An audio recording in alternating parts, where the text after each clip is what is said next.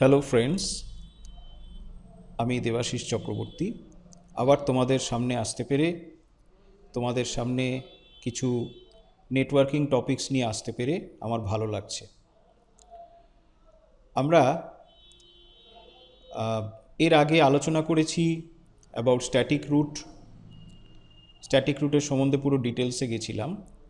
তো আজকে আমি যেটা নিয়ে আলোচনা করব সেটা হচ্ছে রাউটিং প্রসেসটা অ্যাজ আ হোল। তার ভেতরে বেশ কিছু টপিক থাকবে। যেরকম প্রথমত আমরা দেখব যে একটা রাউটার কি করে বেস্ট রুট ডিসাইড করে। মানে একটা রাউটারের কাছে যদি অনেকগুলো রুট থাকে pointing to the same destination, সেই ক্ষেত্রে ও কি করে বেস্ট রুটটাকে ডিসাইড করছে। আরেকটা জিনিস আমরা যেটা দেখব সেটা হচ্ছে যে একটা প্যাকেট যখন রাউটেড হয় তখন সেই প্যাকেটটার মধ্যে কি কি পরিবর্তন আসে। অবভিয়াসলি প্যাকেটে যে মেসেজটা ইউজার পাঠাচ্ছে সেটায় কোনো পরিবর্তন আসে না, কিন্তু প্যাকেটটার যে অন্যান্য অ্যাট্রিবিউটসগুলো থাকে, তার যে সোর্স ডেস্টিনেশন অ্যাড্রেস থাকে, সেইগুলোর কি কি পরিবর্তন হচ্ছে সেটাও আমরা দেখব। আরেকটা জিনিস নিয়ে আমরা আলোচনা করব, সেটা হচ্ছে ক্যাটেগরিজ অফ রাউটিং প্রোটোকলস। কারণ আমরা আমাদের স্ট্যাটিক রুট কনফিগারেশনটা কমপ্লিট করে নিয়েছি, এবার আমাদের ধীরে ধীরে মুভ করে যেতে হবে ইনটু ডাইনামিক রুট কনফিগারেশন। তো সেক্ষেত্রে রাউটিং প্রোটোকলসদের যে ক্যারেক্টারিস্টিক্স সেটা আমাকে জানতে হবে। এক্ষেত্রে প্রথমেই আমি একটা পার্টিকুলার টার্ম সেটার সম্বন্ধে তোমাদেরকে আরেকবার বলে রাখি। আমি আমার আগের ভিডিওতেও বলেছিলাম যে রাউটিং শব্দটা আমরা খুব লুজলি ইউজ করি। লুজলি বলতে কি, আজকে রুট ফাইন্ডিংটাকেও যেরকম আমরা অনেক সময় লুজলি রাউটিং বলে থাকি, সেরকম যখন একটা আইপি প্যাকেট ফরওয়ার্ডেড হচ্ছে অ্যাক্রস ডিফারেন্ট নেটওয়ার্কস, সেই পদ্ধতিটাকেও আমরা রাউটিং বলছি। ইনফ্যাক্ট দ্বিতীয়টাকে রাউটিং বলাটাই অনেক বেশি সুইটেবল। রুট ফাইন্ড করাটাকে, সেটাকে আমাদের রাউটিং বলাটা ঠিক নয়, সেটাকে রুট কনফিগারেশন বলাটা ঠিক। যেরকম স্ট্যাটিক রাউটিং আমরা বলে থাকি, that should be static route configuration. Dynamic routing বলে থাকি, that should be dynamic route configuration.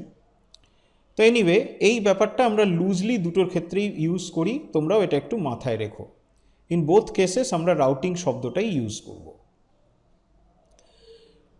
তো প্রথমে যেটা নিয়ে আমরা আগে আলোচনা করব সেটা হচ্ছে যে একটা রাউটারের কাছে যদি একাধিক রুটস থাকে pointing to the same destination, তাহলে সেই রাউটারটা কোন রুটটাকে প্রেফারেন্স দেয়। তো এটার জন্য আগে একটা থিওরিটিক্যাল পার্ট আমাদের দেখতে হবে। প্রথমে আগে থিওরিটা তোমাদের বলে দিই। First of all, how a router forwards a packet. Router maintains a routing table consisting of the base routes for all possible destinations. These base routes contain their next hops and exit interfaces.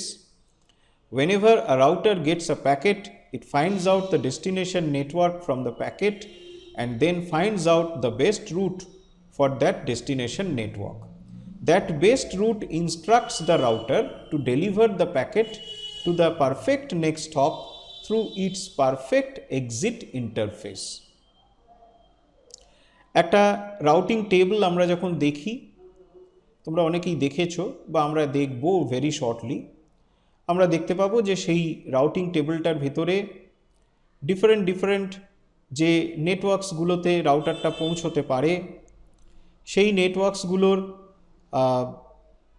রেসপেক্টে, সেই ডেস্টিনেশনসগুলোর রেসপেক্টে different roots আছে, এবং প্রত্যেকটা রুটেরই যেটা বৈশিষ্ট্য থাকে সেটা হচ্ছে যে তার নেক্সট হপটা কী এবং তার এক্সিট ইন্টারফেসটা কী। মানে আমার ঠিক পরবর্তী কোন রাউটারের কাছে আমি প্যাকেটটাকে ফরওয়ার্ড করে দেব ওই ডেস্টিনেশনে যাওয়ার জন্য, এবং আমি আমার কোন ইন্টারফেস দিয়ে ফরওয়ার্ড করব। এবার এরকম একাধিক রুট থাকতে পারে, তার মধ্যে থেকে কোন রুটটাকে রাউটার ফাইনালি ডিসাইড করে এবং সেটার কি লজিক সেটা আমাদের এখন জানতে হবে। তা সেইটাই দেখো এখানে বলা হয়েছে, how the router decides best route for any particular destination. If there are multiple best routes, then the best route selection uses the following logic.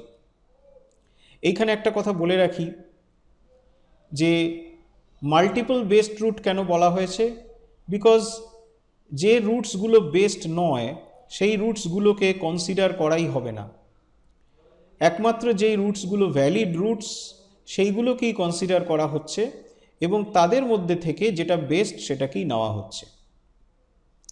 প্রথমেই বলা হলো, ইনফ্যাক্ট এই চারটে যে আমার স্টেপস এখানে বলেছি, এই চারটে স্টেপস কিন্তু এক্স্যাক্টলি এই অর্ডারেই চলে। প্রথমে বলা হলো, if the routes are different types then compare their AD value and go for the route having lowest AD. তারপরে বলা হয়েছে, if the routes are same type then compare their costs and go for the route having lowest cost. তারপর বলা হয়েছে, if the routes are same type and same cost then compare their subnet masks and go for the route having longest subnet mask. R finally বলা হয়েছে, if the different routes are same in all aspects then consider them to be equally good and go for load balancing, that is distribute the payload equally among all these best routes. প্রথম পয়েন্টটা নিয়ে আমরা বসি। If the routes are different types, then compare their AD value and go for the route having lowest AD. আমাদের একটা রাউটারের কাছে mainly তিন ধরনের রুট থাকতে পারে। একটা হচ্ছে ডাইরেক্টলি কানেক্টেড রুট, অর্থাৎ কিনা যেটা রাউটারের সাথে ডাইরেক্টলি কানেক্টেড আছে, রাউটার সেটাকে সবসময় চেনে। আরেকটা হচ্ছে স্ট্যাটিক রুট, যেটাকে অ্যাডমিনিস্ট্রেটর কনফিগার করে দিয়েছে। আরেকটা হচ্ছে ডাইনামিক্যালি লার্নড রুটস, যেটা রাউটারটা কোনো রাউটিং প্রোটোকল ইউজ করে জানতে পেরেছে। এছাড়াও থাকে রিডিস্ট্রিবিউটেড রুট, যেটা অন্যান্য কোনো প্রোটোকল তার থেকে যে রুটগুলো অ্যাডমিনিস্ট্রেটর রাউটারের ভেতরে ইনজেক্ট করেছে সেটাতে আমরা পরে আসব। তাহলে মূলত এই তিন চার ধরনের রুট আমরা রাউটিং টেবিলে দেখতে পাই। একটা হচ্ছে ডাইরেক্টলি কানেক্টেড রুট, একটা হচ্ছে স্ট্যাটিক রুট, একটা হচ্ছে ডাইনামিক্যালি লার্নড রুট, আর একটা হচ্ছে রিডিস্ট্রিবিউটেড রুট। এবারে এই যে চার ধরনের রুটকে আমরা পাচ্ছি, এই চার ধরনের রুটই যদি থাকে, এই চার ধরনের রুট হচ্ছে ডিফারেন্ট ধরনের রুট, এদের টাইপগুলোই আলাদা। তো এবারে এরকম ডিফারেন্ট ধরনের রুট যদি একটা ডেস্টিনেশনকে পয়েন্ট করে, ইন দ্যাট কেস তাহলে যেই রুটের এডি ভ্যালুটা সবথেকে কম থাকবে বা অ্যাডমিনিস্ট্রেটিভ ডিস্টেন্স ভ্যালুটা সবথেকে কম থাকবে, সেই রুটটাকেই কিন্তু মোস্ট প্রেফার্ড রুট হিসেবে ধরা হবে। এডি ভ্যালু সম্বন্ধে দেখো এখানে কি বলা হয়েছে। এডি হচ্ছে অ্যাডমিনিস্ট্রেটিভ ডিস্টেন্স।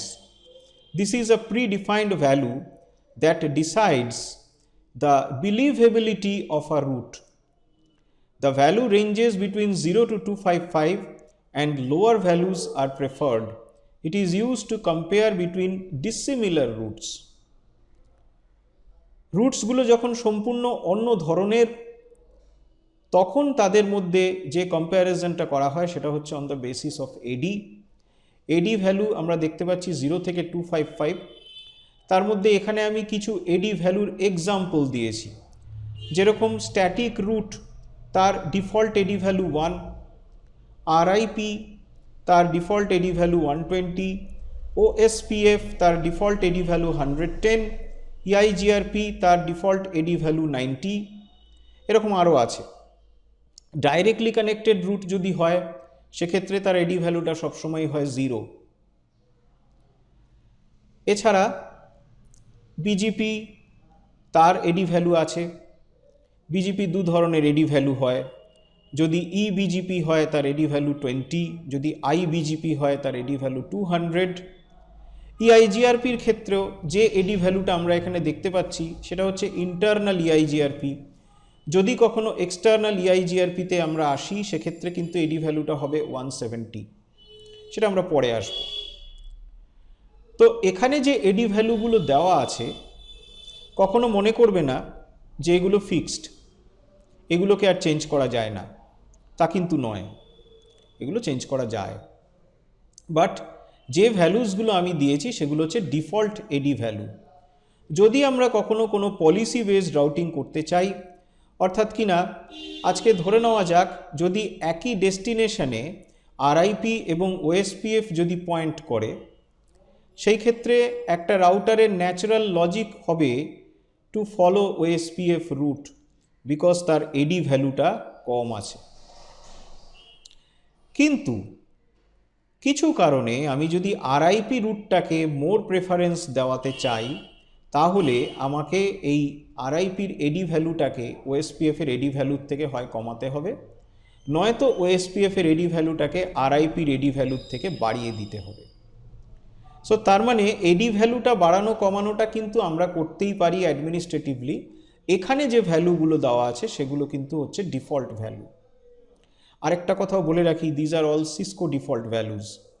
তোমরাই যদি জুনিপার রাউটিং নিয়ে কখনো কাজ করো, সেখানে দেখবে এদের রেসপেক্টে এডি ভ্যালুজ, যেগুলো ডিফল্ট এডি ভ্যালুজগুলো কিন্তু আলাদা। এনিওয়ে, আমরা যখন সিসকোতেই রয়েছি তখন আমরা সিসকোর উপরেই কনসেন্ট্রেট করছি। তো এটাই গেল মেইন কথা, যে আজকে যদি রুটগুলো ডিফারেন্ট ধরনের যদি হয় pointing to the same destination, সেই ক্ষেত্রে যেই রুটটার এডি ভ্যালু সবচেয়ে কম সেই রুটটাই মোস্ট প্রেফারেন্স পাবে। এডি ভ্যালু সম্বন্ধে এখানে বলা হয়েছে বিলিভেবিলিটি। ইনফ্যাক্ট সিসকো এটাকে বলে অ্যাডমিনিস্ট্রেটিভ ডিস্ট্যান্স। এই টার্মটা একটু কনফিউজিং। জুনিপার এক্ষেত্রে যে টার্মটা ইউজ করে সেটা ইজ মাচ মোর অ্যাপ্রোপ্রিয়েট, সেটা হচ্ছে প্রেফারেন্স। এনিওয়ে, সিসকো এটাকে বলছে সবসময় অ্যাডমিনিস্ট্রেটিভ ডিস্ট্যান্স। খুব সোজা ভাষায় বুঝে নেবে, এটার মানে হলো বিলিভেবিলিটি, বা কোনটা বেশি বিশ্বাসযোগ্য বা কোনটা বেশি নির্ভরযোগ্য। একটা ছোট এক্সাম্পল দিচ্ছি। ধরে নাও আজকে আমি বা একটি ছেলে কোনো একটা দূরের জায়গায় যাচ্ছে, যেই জায়গাটায় যাওয়ার রাস্তাটা সে জানে না। সে ধরে নাও তার বাবাকে জিজ্ঞেস করলো, তার কাকাকে জিজ্ঞেস করলো, আর তার এক বন্ধুকে জিজ্ঞেস করলো। তিনজনেই তাকে তিনভাবে ওই জায়গাটায় যাওয়ার রাস্তাটা বাতলে দিল।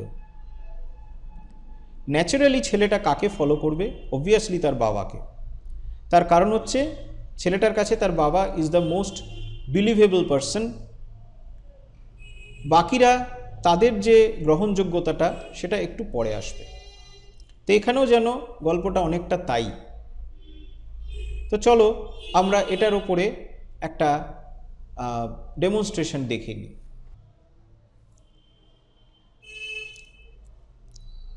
ওকে, তো তাহলে আমাদের এই যে টোপোলজিটা তৈরি হলো, এই টোপোলজিতে এটা হচ্ছে 192.168.1.0/24 নেটওয়ার্ক, এইটা হচ্ছে 192.168.5.0/24 নেটওয়ার্ক, এইটা হচ্ছে 1 আর 2 এর ভিতর যে নেটওয়ার্কটা রাউটার 1 অ্যান্ড রাউটার 2, এটা 12.0.0/8, বিটুইন 2 অ্যান্ড 4 এটা রাউটার 4, এটা হচ্ছে 24.0.0/8, এটা হচ্ছে 4 আর 5 এর ভিতরে 45.0.0/8, 1 আর 3 এর ভিতরে এটা রাউটার 3 হচ্ছে 13.0.0/8, আর ফাইনালি 3 আর 5 এর মধ্যে হচ্ছে 35.0.0/8। এবার আইপি অ্যাড্রেসগুলোও দেখে নাও। রাউটারের F0/0-তে 12.0.0.1, F1/0-তে 13.0.0.1, আর F2/0-তে অর্থাৎ কিনা যেটা গেটওয়ে সেটা 192.168.1.1। এই রাউটারের F0/0-তে হচ্ছে 12.0.0.2, আর F1/0-তে হচ্ছে 24.0.0.2। 4 নম্বর রাউটারের F0/0-তে হচ্ছে 24.0.0.4, আর F1/0-তে হচ্ছে 45.0.0.4। 3 নম্বর রাউটারের F0/0-তে হচ্ছে 13,003 আর F1/0-তে হচ্ছে 35,003। ফাইনালি 5 নম্বর রাউটারের F0/0-তে হচ্ছে 45,005, F1/0-তে হচ্ছে 35,005 আর F2/0-তে হচ্ছে 192.168.5.1। তার মানে এই পিসিটার বা এই যে নেটওয়ার্কটার ডিফল্ট গেটওয়ে। এবারে আমি যেটা করব, আমি এই যে দুদিকেই যে রাস্তা আছে, এই যে রাউটার 1-এর যে দুদিকেই রাস্তা আছে, এই দিকে এই 192.168.5 এর নেটওয়ার্কে পৌঁছানোর জন্য এই দুদিকের রাস্তাকে আমি ইউজ করব। এই দিকটাতে আমি আরআইপিকে ইউজ করব আর এই দিকটাতে আমরা স্ট্যাটিক রুট ইউজ করব। তাহলে আমি রাউটার 1-এ এখানে একটা প্রথমত ডিফল্ট স্ট্যাটিক রুট ফেলে দিলাম।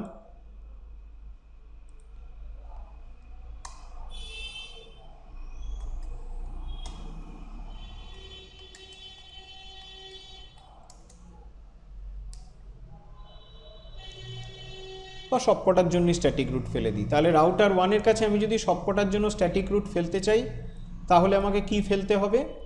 আমাকে ফেলতে হবে এই রুটটা, এই ডেস্টিনেশন এবং এই ডেস্টিনেশন, নাহলেও কিন্তু ফরওয়ার্ড করতে পারবে না। So IP route 24,000,255,000, next hop হচ্ছে 12,002, then IP route 45,000,255,000, next hop হচ্ছে 12,002, and then finally IP root 192.168.5.0, 255,000, 12,002। এই রাউটারটাকে কি চেনাতে হবে? স্ট্যাটিক রুট যখন কনফিগার করছে এই রাউটারটাকে, যেগুলো ওর ডিসকানেক্টেড নেটওয়ার্ক সেগুলো চেনাতে হবে। তার মানে 192.168.1.0 চেনাতে হবে, 45 চেনাতে হবে আর 192.168.5 চেনাতে হবে। ওর কিন্তু দুদিকেই নেক্সট হপ থাকবে। তাহলে IP root 192.168.1.0, 255,000, next hop 12,001, IP root 45,000, 255,000, next hop হচ্ছে 24,004 অর্থাৎ কিনা 4 নম্বর রাউটার। আর finally IP root 192.168.5.0, 255,000, next hop হচ্ছে 24,004। চলে আসি 4 নম্বর রাউটারে। 4 নম্বর রাউটারের ডিসকানেক্টেড নেটওয়ার্ক হচ্ছে 192.168.1.12 এবং 192.168.5। তাহলে ওখানে আমাকে এই 3টে স্ট্যাটিক রুট ফেলতে হচ্ছে। তাহলে আইপি রুট 192.168.1.0, 255,000, নেক্সট হপ হচ্ছে 24,002, আইপি রুট 12,000, 255,000, নেক্সট হপ হচ্ছে ওই 24,002 আর finally IP route 192.168.5.0, 255,000, next hop হচ্ছে 45,005। আর ফাইনালি আমরা যখন এবারে রাউটার 5-এ চলে এলাম, রাউটার 5-এর ক্ষেত্রে ডিসকানেক্টেড নেটওয়ার্কস হচ্ছে 24, 12 এবং 192.168.1। একটা কথা কিন্তু মাথায় রেখো, আমরা এই যে স্ট্যাটিক রুটটা কনফিগার করছি সেটা কিন্তু এই ডিরেকশন বরাবর। তোমাদের একটা প্রশ্ন জাগতে পারে যে আমরা কেন স্ট্যাটিক রুটটা ফর 35 ফেলছি না, আমরা কেন স্ট্যাটিক রুটটা ফর 13 ফেলছি না? বিকজ এই রুটটাকে, এই ডিরেকশনটাকে আপাতত তোমরা ভুলে যাও, এই ডিরেকশনটাকে আমি ইউজ করব ফর আরআইপি। আপাতত স্ট্যাটিক রুটের জন্য আমি এই ওপরের দিকের যে নেটওয়ার্কটা দেখতে পাচ্ছি এই নেটওয়ার্কটাকে আমরা ইউজ করব। তো সেই কারণে রাউটার 5-এর ক্ষেত্রে আমরা দেখতে পাচ্ছি ওর ডিসকানেক্টেড নেটওয়ার্ক এই ক্ষেত্রে রয়েছে 24, 12 এবং 192.168.1, এবং তিনটের ক্ষেত্রেই ওর নেক্সট হপ হচ্ছে 45004। তাহলে আইপি রুট 192.168.1.0, 255.255.255.0, নেক্সট হপ হচ্ছে 45004। আইপি রুট 12.0.0.255.0.0.0, নেক্সট হপ হচ্ছে 45.0.0.4, এবং আইপি রুট 24.0.0.255.0.0.0, নেক্সট হপ হচ্ছে 45.0.0.4। সো আমরা স্ট্যাটিক রুটটাকে কনফিগার করে নিয়েছি। যদি তোমাদের কারো স্ট্যাটিক রুট কনফিগারেশন নিয়ে কোনো প্রবলেম থাকে তাহলে দেখবে আমারই একটা ভিডিও আছে অল অ্যাবাউট স্ট্যাটিক রুট, সেই ভিডিওটা পড়লে তোমাদের সমস্ত কনফিউশন ক্লিয়ার হয়ে যাবে। আমি স্ট্যাটিক রুট কনফিগারেশনের ডিটেলসে এখানে কিন্তু আর গেলাম না। এবারে আমরা নিচের দিকের যে রুটটা সেটাকে আমরা রাউটিং ইনফরমেশন প্রোটোকল বা আরআইপি দিয়ে আমরা কনফিগার করছি। তাহলে রাউটার 1-এ গেলাম, রাউটার 1-এ গিয়ে এখানে বললাম রাউটার আরআইপি, তারপর লিখলাম নেটওয়ার্ক 192.168.1.0, নেটওয়ার্ক 13.0.0.0,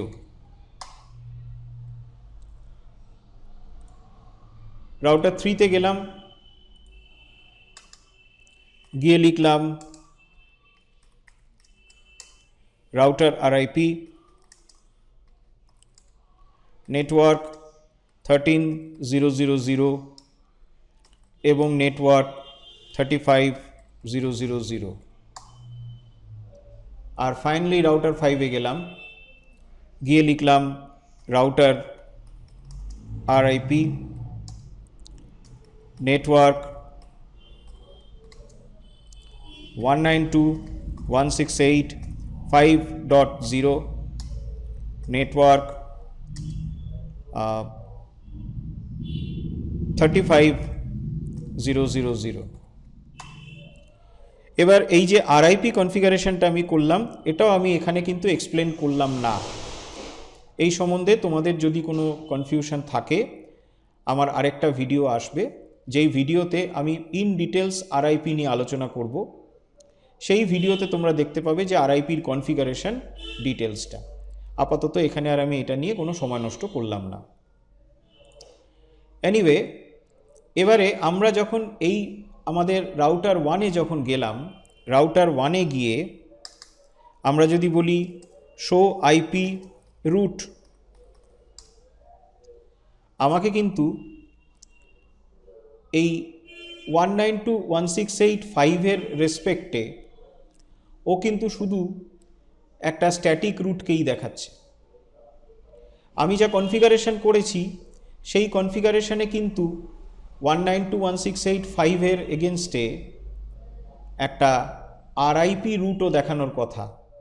আরআইপি রুটও শুধু দেখাচ্ছে 35-এর এগেনস্টে।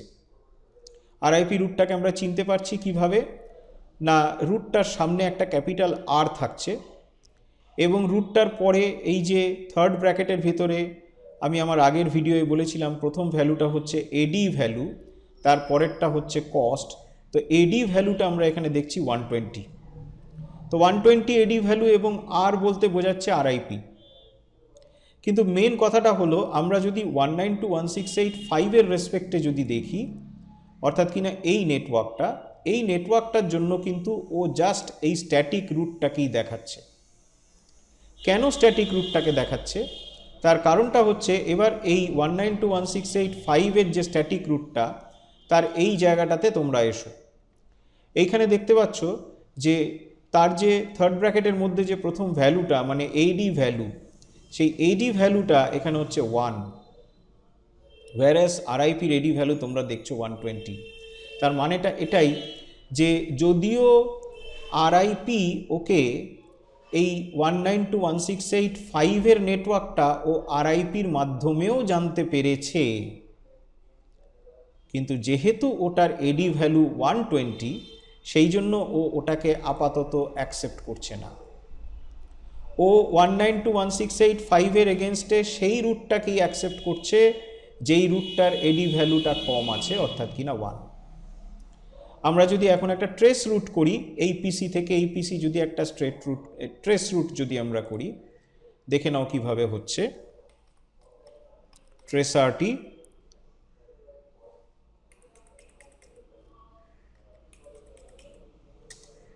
(192.168.5.2) দেখে নাও কিভাবে যাচ্ছে।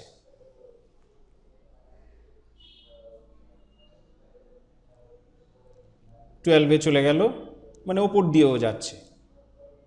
তারপর 24, তারপর 45,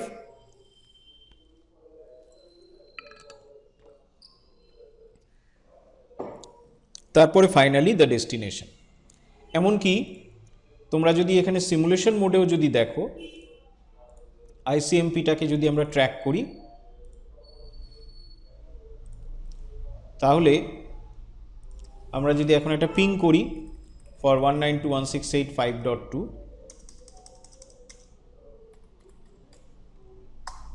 তাহলে দেখো এই পিংটা কোন পাথটাকে নেয়। দেখো সোজা ওপর দিয়ে বেরিয়ে চলে যাচ্ছে।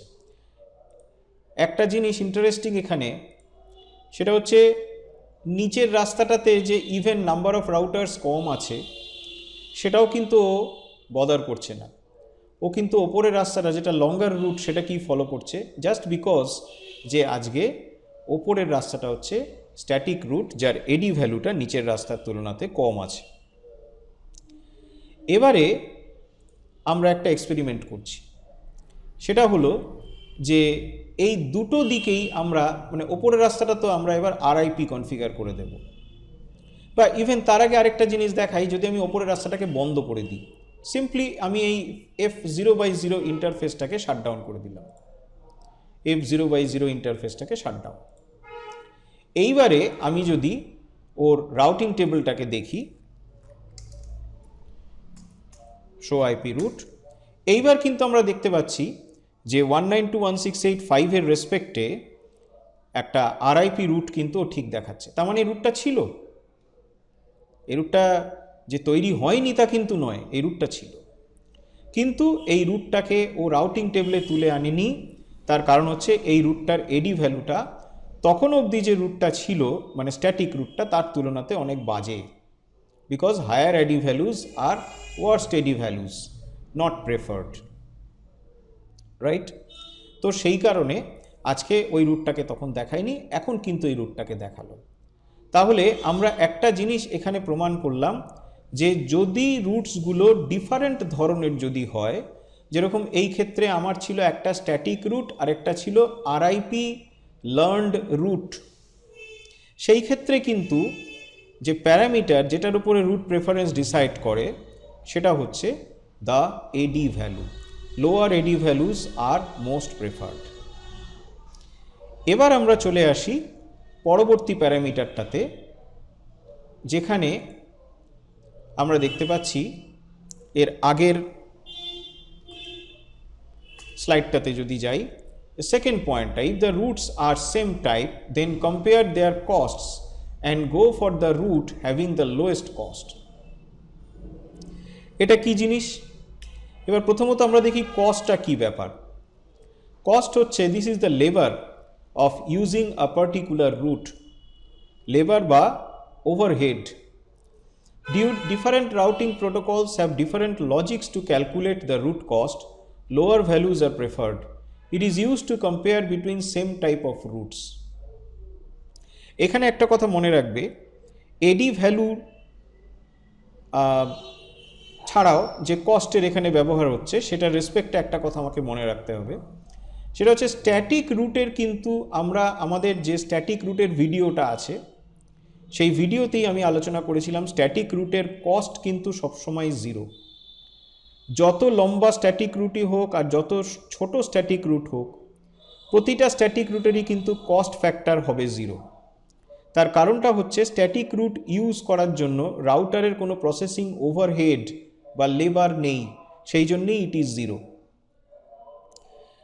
এবার যেহেতু স্ট্যাটিক রুটের কস্ট সবসময়ই জিরো, সেই জন্য 2-3টে স্ট্যাটিক রুট যদি থাকে সেই ক্ষেত্রে প্রেফার্ড রুটটা কিন্তু ডিসাইডেড হয় on the basis of AD value, যেটা আমরা আমাদের স্ট্যাটিক রুটের যে ভিডিওটা আছে সেই ভিডিওতে আমরা দেখতে পেয়েছিলাম যে কোনো একটা দিকে স্ট্যাটিক রুটের যদি আমি এডি ভ্যালুটাকে আরেকটার থেকে যদি বাড়িয়ে দিই তাহলে সেই রুটটার প্রেফার্ড হচ্ছে না, যেটা লোয়ার এডি ভ্যালু সেটা প্রেফার্ড হচ্ছিল।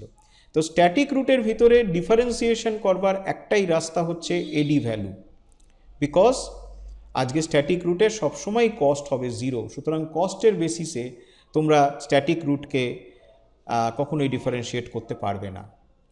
বাট কস্টের বেসিসে ডিফারেন্সিয়েট আমরা কাদেরকে করব? যেগুলো ডাইনামিক্যালি লার্নড রুটস বা যেই রুটসগুলো প্রোটোকল আমাদেরকে বা আমাদের রাউটারকে দেখিয়ে দিচ্ছে।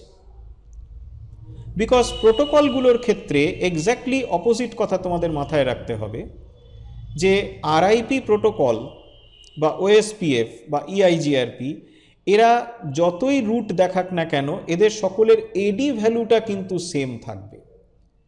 তার মানে এডি ভ্যালু ওয়াইজ তোমরা কিন্তু আলাদা আলাদা করতে পারবে না। আমরা যে টোপোলজিটা একটু আগে দেখেছি সেখানে যে দুটো রাস্তা আছে সেই দুটো রাস্তাতে আমি এর পরেই যখন আরআইপি চালাবো তোমরা তখন দেখতে পাবে যে দুদিকেই আরআইপিতে কিন্তু এডি ভ্যালু ইজ 120। তাহলে এখানে তো এডি ভ্যালুর বেসিসে আমরা ডিফারেন্সিয়েট করতে পারবো না বা পাথ প্রেফারেন্স তৈরি করতে পারবো না। তাহলে এই ক্ষেত্রে তখন আমাদের দরকার পড়ছে কস্ট।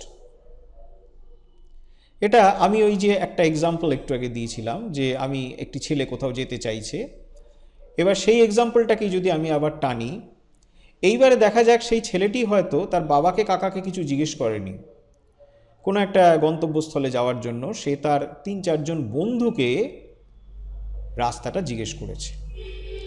তার মধ্যে একজন বন্ধু হয়তো যে রাস্তাটা ওকে দেখিয়েছে সেই জায়গায় যাওয়ার জন্য সেখানে ওর খরচা সবচেয়ে কম লাগবে, তাহলে সেই ক্ষেত্রে ও কিন্তু সেই রাস্তাটাকেই ইউজ করবে, বিকজ সেখানে যাতায়াতের খরচটা কম পড়ছে। এখানে মনে রেখো তাহলে 4 জন বন্ধু কিন্তু ওকে একটা রাস্তা দেখাচ্ছে, অর্থাৎ কিনা ঠিক এখানের মতোই যে একটা ডেস্টিনেশনকে হয়তো আরআইপি 4 দিক দিয়ে দেখাচ্ছে বা ওএসপিএফ 4 দিক দিয়ে দেখাচ্ছে। আমাদের মানুষের এক্সাম্পলেও যেন ব্যাপারটা তাই হলো যে 4 জন বন্ধু অর্থাৎ কিনা একই স্টেটাসের 4 জন লোক তারা আমাকে একটা পার্টিকুলার ডেস্টিনেশন দেখাচ্ছে। তো সেই ক্ষেত্রে অবভিয়াসলি আমার যদি তখন মেন ব্যাপার যেটা হয় যে আমি সবসময় যেখানে কস্টিংটা কম আছে সেই রুটটাকে আমি প্রেফার করব, তাহলে আমি সেই পার্টিকুলার বন্ধুর কথা মেনেই আমি আমার ডেস্টিনেশনে যাব। আবার এমনও কিন্তু হতে পারে যে এই যে 4 জন বন্ধু তাদের মধ্যে এমন একজন কোনো একটা রুট দেখিয়েছে যেই রুটটা সবচেয়ে তাড়াতাড়ি আমাকে গন্তব্যস্থলে পৌঁছে দেবে, তাহলে আমি কিন্তু সেই রুটটাকেও ব্যবহার করতে পারি। আবার এমনও হতে পারে যে 4 জনের মধ্যে এমন কেউ একটা এমন রুট দেখিয়েছে আমাকে যেই রুটটা খুব আরামদায়ক, মানে হয়তো ফুল এসি কোনো যানবাহনে আমি যাচ্ছি। তো এবার কথা হচ্ছে দেখো আমি কখন আমার যাতায়াতের খরচের দিকে আমার মেন প্রেফারেন্স তৈরি হবে, কখন আমার টাইমের ওপর মেন প্রেফারেন্স তৈরি হবে, কখন আমার যাতায়াতের কমফর্টের ওপরে মেন প্রেফারেন্স তৈরি হবে, সেটা কিন্তু ভ্যারি করবে। যদি আমার পকেটে পয়সা কম থাকে ইন দ্যাট কেস আমি সবসময় প্রেফার করব যেই রাস্তাটাতে আমার যাতায়াতের খরচ কম। যদি আমার খুব তাড়া থাকে তাহলে আমি প্রেফার করব যেই রাস্তাটাতে আমার যাতায়াতের সময়টা সবচেয়ে কম। আর যদি আমার কাছে সময় বা পয়সাটা কোনো ফ্যাক্টর না হয়, সেই ক্ষেত্রে আমি অবশ্যই আমার জার্নির কমফর্টটাকে চিন্তা করব। ঠিক সেরকমই এইখানে বলা হয়েছে একটা important line, different routing protocols have different logics to calculate the route cost. Routing প্রোটোকলদের নেচারটাও আমাদের মতোই, তারাও কেউ হয়তো বোঝে যে একটা রাস্তাতে কতটা হপ কাউন্ট আছে সেটাকে নিয়ে তারা বেশি বদার্ড, মানে কতগুলো ইন্টারমিডিয়েট রাউটার্স আছে। কেউ কেউ হয়তো ব্যান্ডউইথ কনসিয়াস, ঠিক যেরকম আমরা হয়তো কখনো কখনো আমাদের পকেট মানি নিয়ে কনসিয়াস, কখনো কখনো আমার হয়তো যাওয়া আসার সময় নিয়ে কনসিয়াস, কখনো কখনো হয়তো যাওয়া আসার কমফর্ট নিয়ে কনসিয়াস। এখানেও রাউটিং প্রোটোকলসদের কিন্তু সেরকম ডিফারেন্ট লেভেল অফ রিকোয়ারমেন্ট আছে, এবং অ্যাকর্ডিংলি ওরা কিন্তু কস্টটাকে ডিসাইড করে ওদের ওই রিকোয়ারমেন্ট প্যারামিটারের উপরে, যেটা আমরা কিছুক্ষণ পরে যেই জায়গাটাতে আসব। তো এনিওয়ে, আজকে আমরা প্রথমে সিম্পলভাবে কস্টের একটা ডেমনস্ট্রেশন আগে দেখে নিই। আমি যেটা করব, আমি আমার এই ডেমনস্ট্রেশনটাতে এবার স্ট্যাটিক রুটটাকে সরিয়ে দিয়ে আমি এখানে পুরোটাই আরআইপি করে দেব।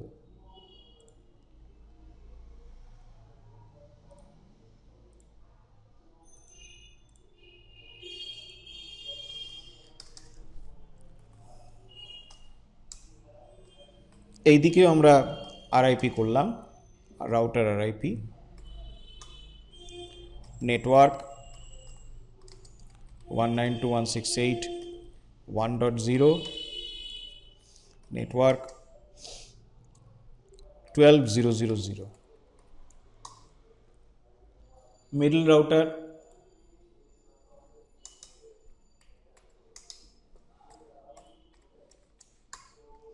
Router RIP,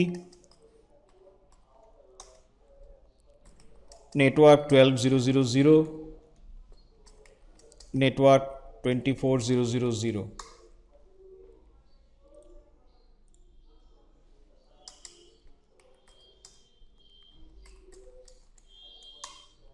router RIP, network 24.0.0.0, network 45.0.0.0। Finally এই রাউটারটাতে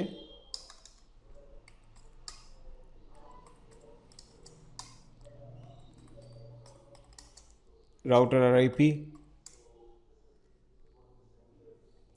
নেটওয়ার্ক 192.168.5.0,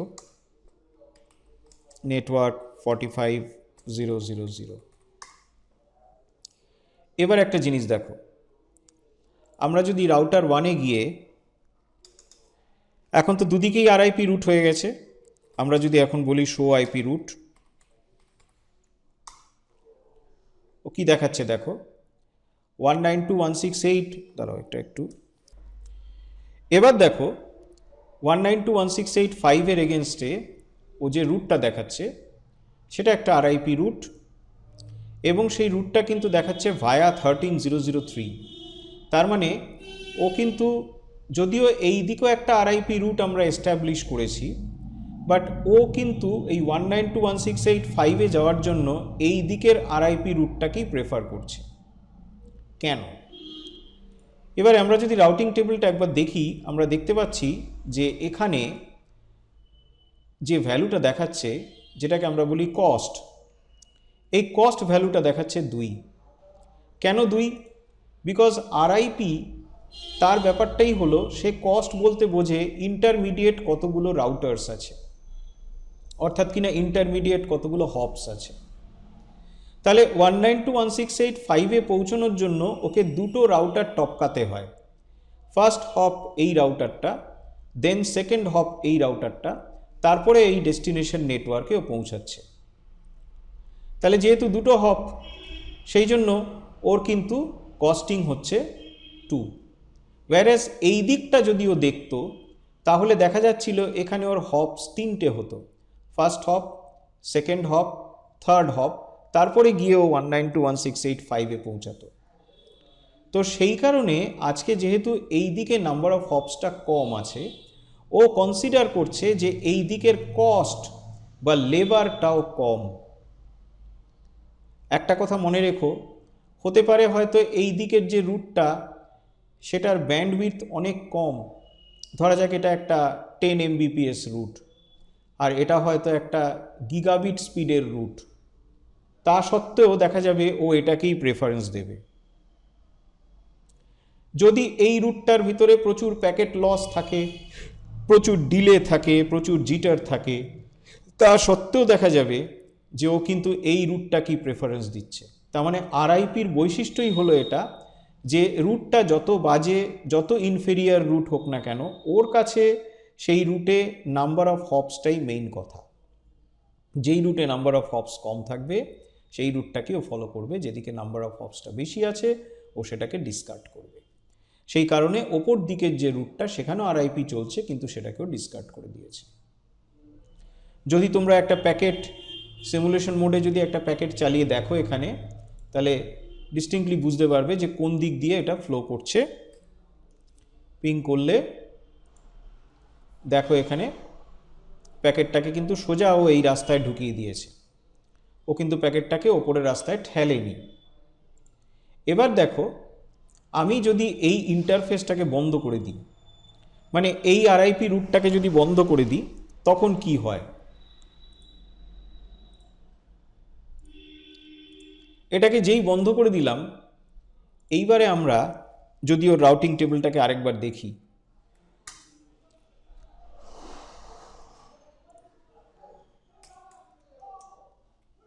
আরআইপি একটু স্লো, টাইম বেশি নেয়। এইবার দেখো 192.168.5কে আবার ও খুঁজে পেয়েছে, সেই আরআইপি দিয়েই খুঁজে পেয়েছে, কিন্তু এইখানে ওর যে কস্টিংটা সেটা হচ্ছে 3, যেটা একটু আগে তোমাদের আমি বলেছিলাম যে এইখানে ওর এই রুটে যদি ও 192.168.5 কাছে পৌঁছতে চায় তাহলে ওকে 3টে হপ দিতে হবে, first hop, second hop, third hop. তার মানে এই রুটটাও কিন্তু ওর কাছে ছিল, ও এই রুটটাকে মনে রেখেছিল, কিন্তু এই রুটটাকে ও কখনোই বেস্ট রুট হিসেবে গণ্য করেনি, তাই জন্য রাউটিং টেবিলে এটাকেও তোলেনি। যেই মুহূর্তে এই রুটটা বসে গেল তখন এই রুটটাকেও খুঁজে নিল, রাইট?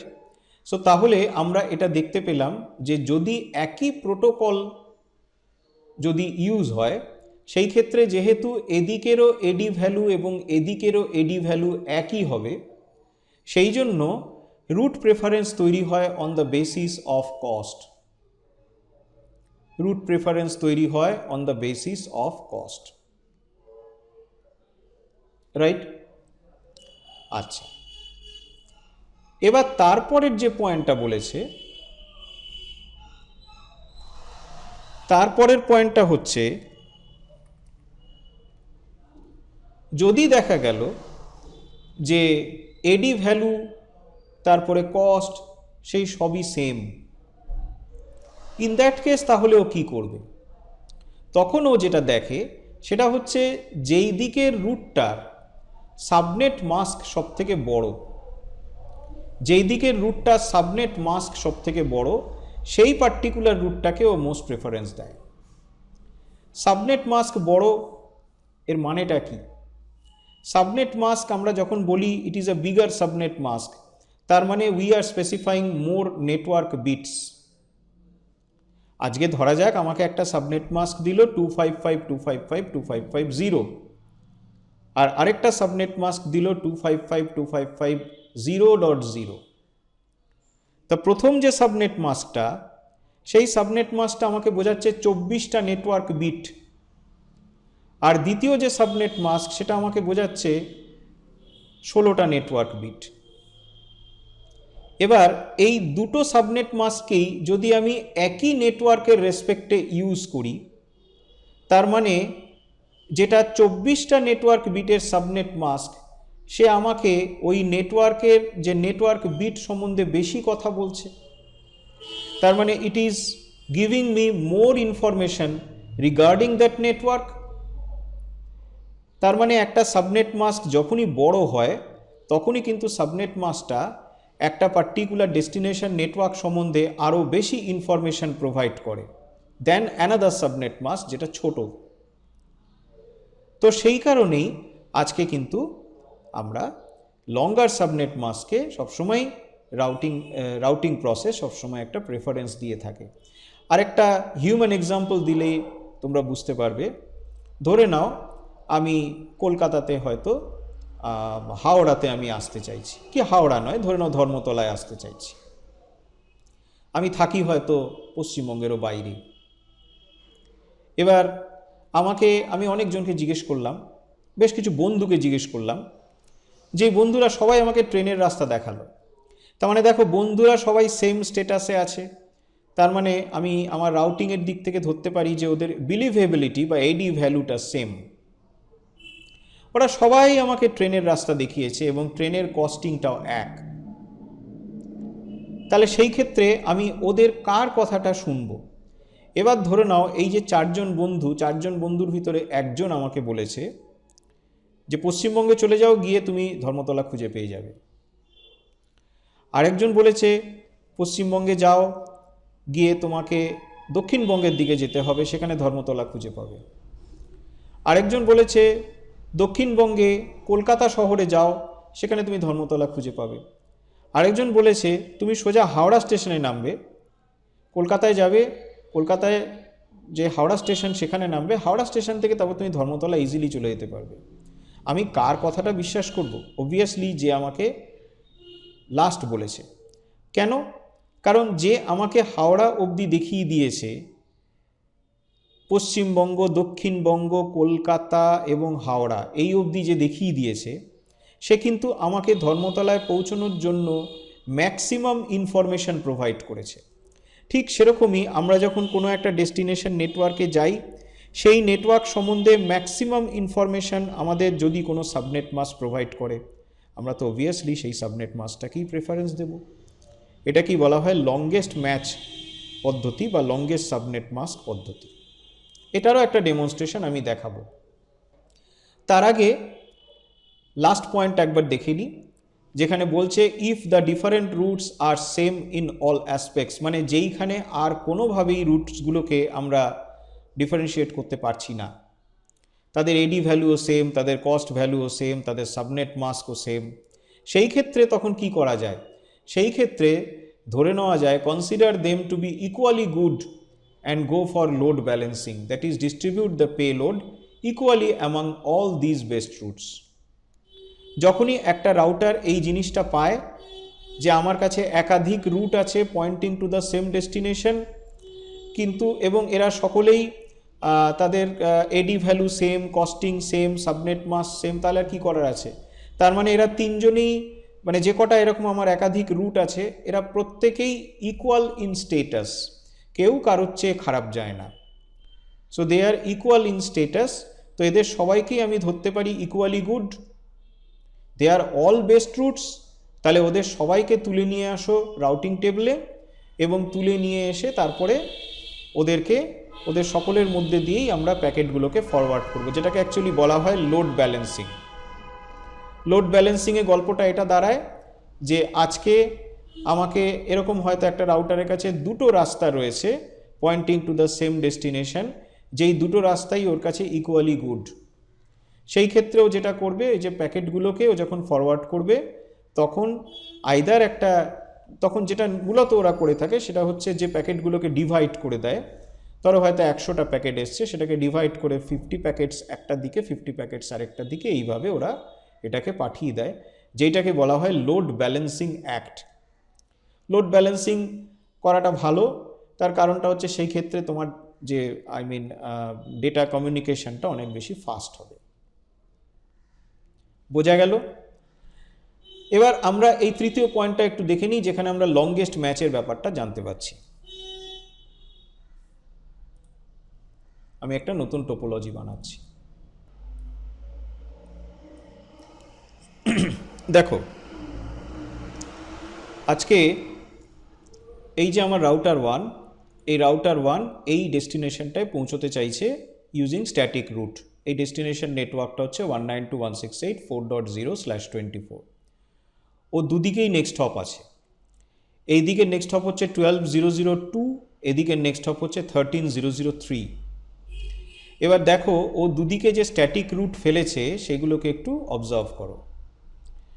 যেই রুটটাকে ও নিচের দিকে মানে 13-এর দিকে যেই রুটটাকে ও ফেলেছে সেই স্ট্যাটিক রুটটা দেখো আইপি রুট 192.168.4.0, 255.255.255.0, নেক্সট হপ হচ্ছে 13,003।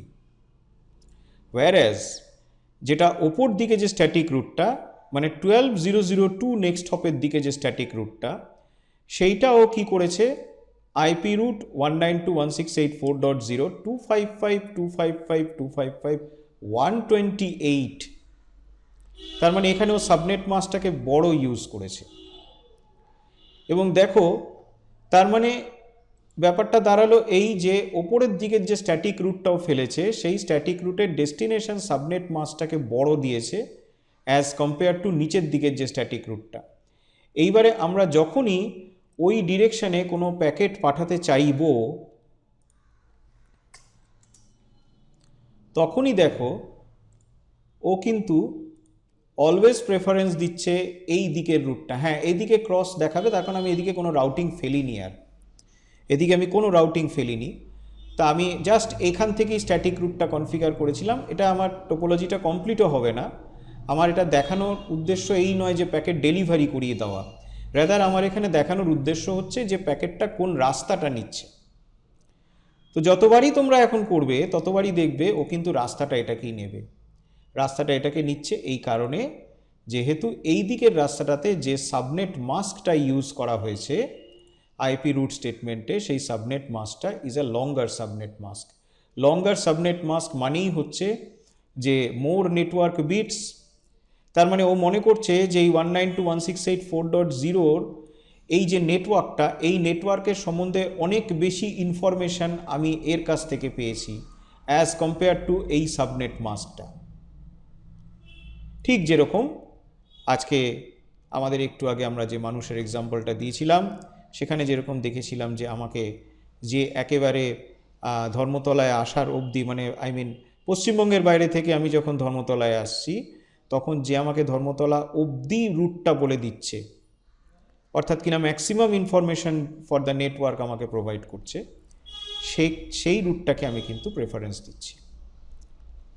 তাহলে আমরা এই জিনিসটা এখন দেখতে পেলাম যে how router decides best route. আর একবার পিপিটিটাতে চোখ বুলিয়ে নাও, এখানে আমরা কি কি পেয়েছিলাম যে if the routes are different types then compare their AD value and go for the route having lowest AD value. তারপর হচ্ছে if the routes are same type then compare their costs and go for the route having lowest cost. তারপর হচ্ছে if the routes are same type and same cost then compare their subnet masks and go for the route having longest subnet mask. R finally যখন সবগুলোই same, if the different routes are same in all respects then consider them to be equally good and go for load balancing, that is distribute the payload equally among all these best routes. মানুষের এক্সাম্পলে আজকে যদি আমরা এরকম equally best দুটো রাস্তা পাই, equally good দুটো রাস্তা পাই, তাহলে কি হবে বলো তো? আমি কি নিজেকে দুটুকরো করে পাঠাবো? সেটা তো না হয় আজকে প্যাকেটকে করা যায়, প্যাকেটকে দুটুকরো করে দুটো দিকে পাঠানো যায়।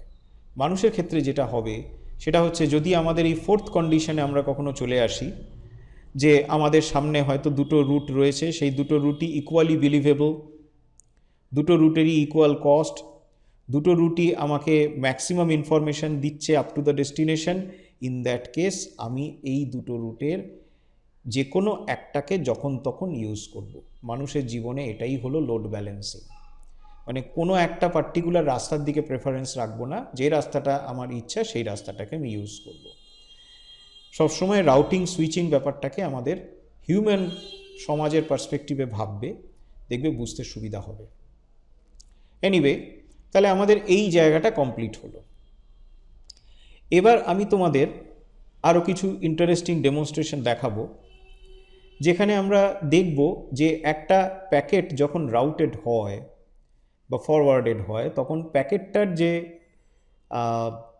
ইন্টারনাল যে স্ট্রাকচারস, সেই স্ট্রাকচারসে কি কি পরিবর্তন হয়। আমি একটা নতুন টোপোলজি বানাচ্ছি। তো তাহলে দেখো, এই যে টোপোলজিটা বানিয়েছি, টোপোলজিতে নেটওয়ার্কসগুলো তোমরা দেখতে পাচ্ছ। 192.168.1.0/24, এটা 12.0.0.0, 23.0.0.0, 34.0.0.0 এবং ফাইনালি 192.168.4.0। এবং এই পুরো জায়গাটাতেই আরআইপি রাউটিং চলছে। এবার আমি প্রথমে আগে আমার এই পিসি থেকে ওই পিসিতে একটা পিং করলাম। So ping 192.168.4.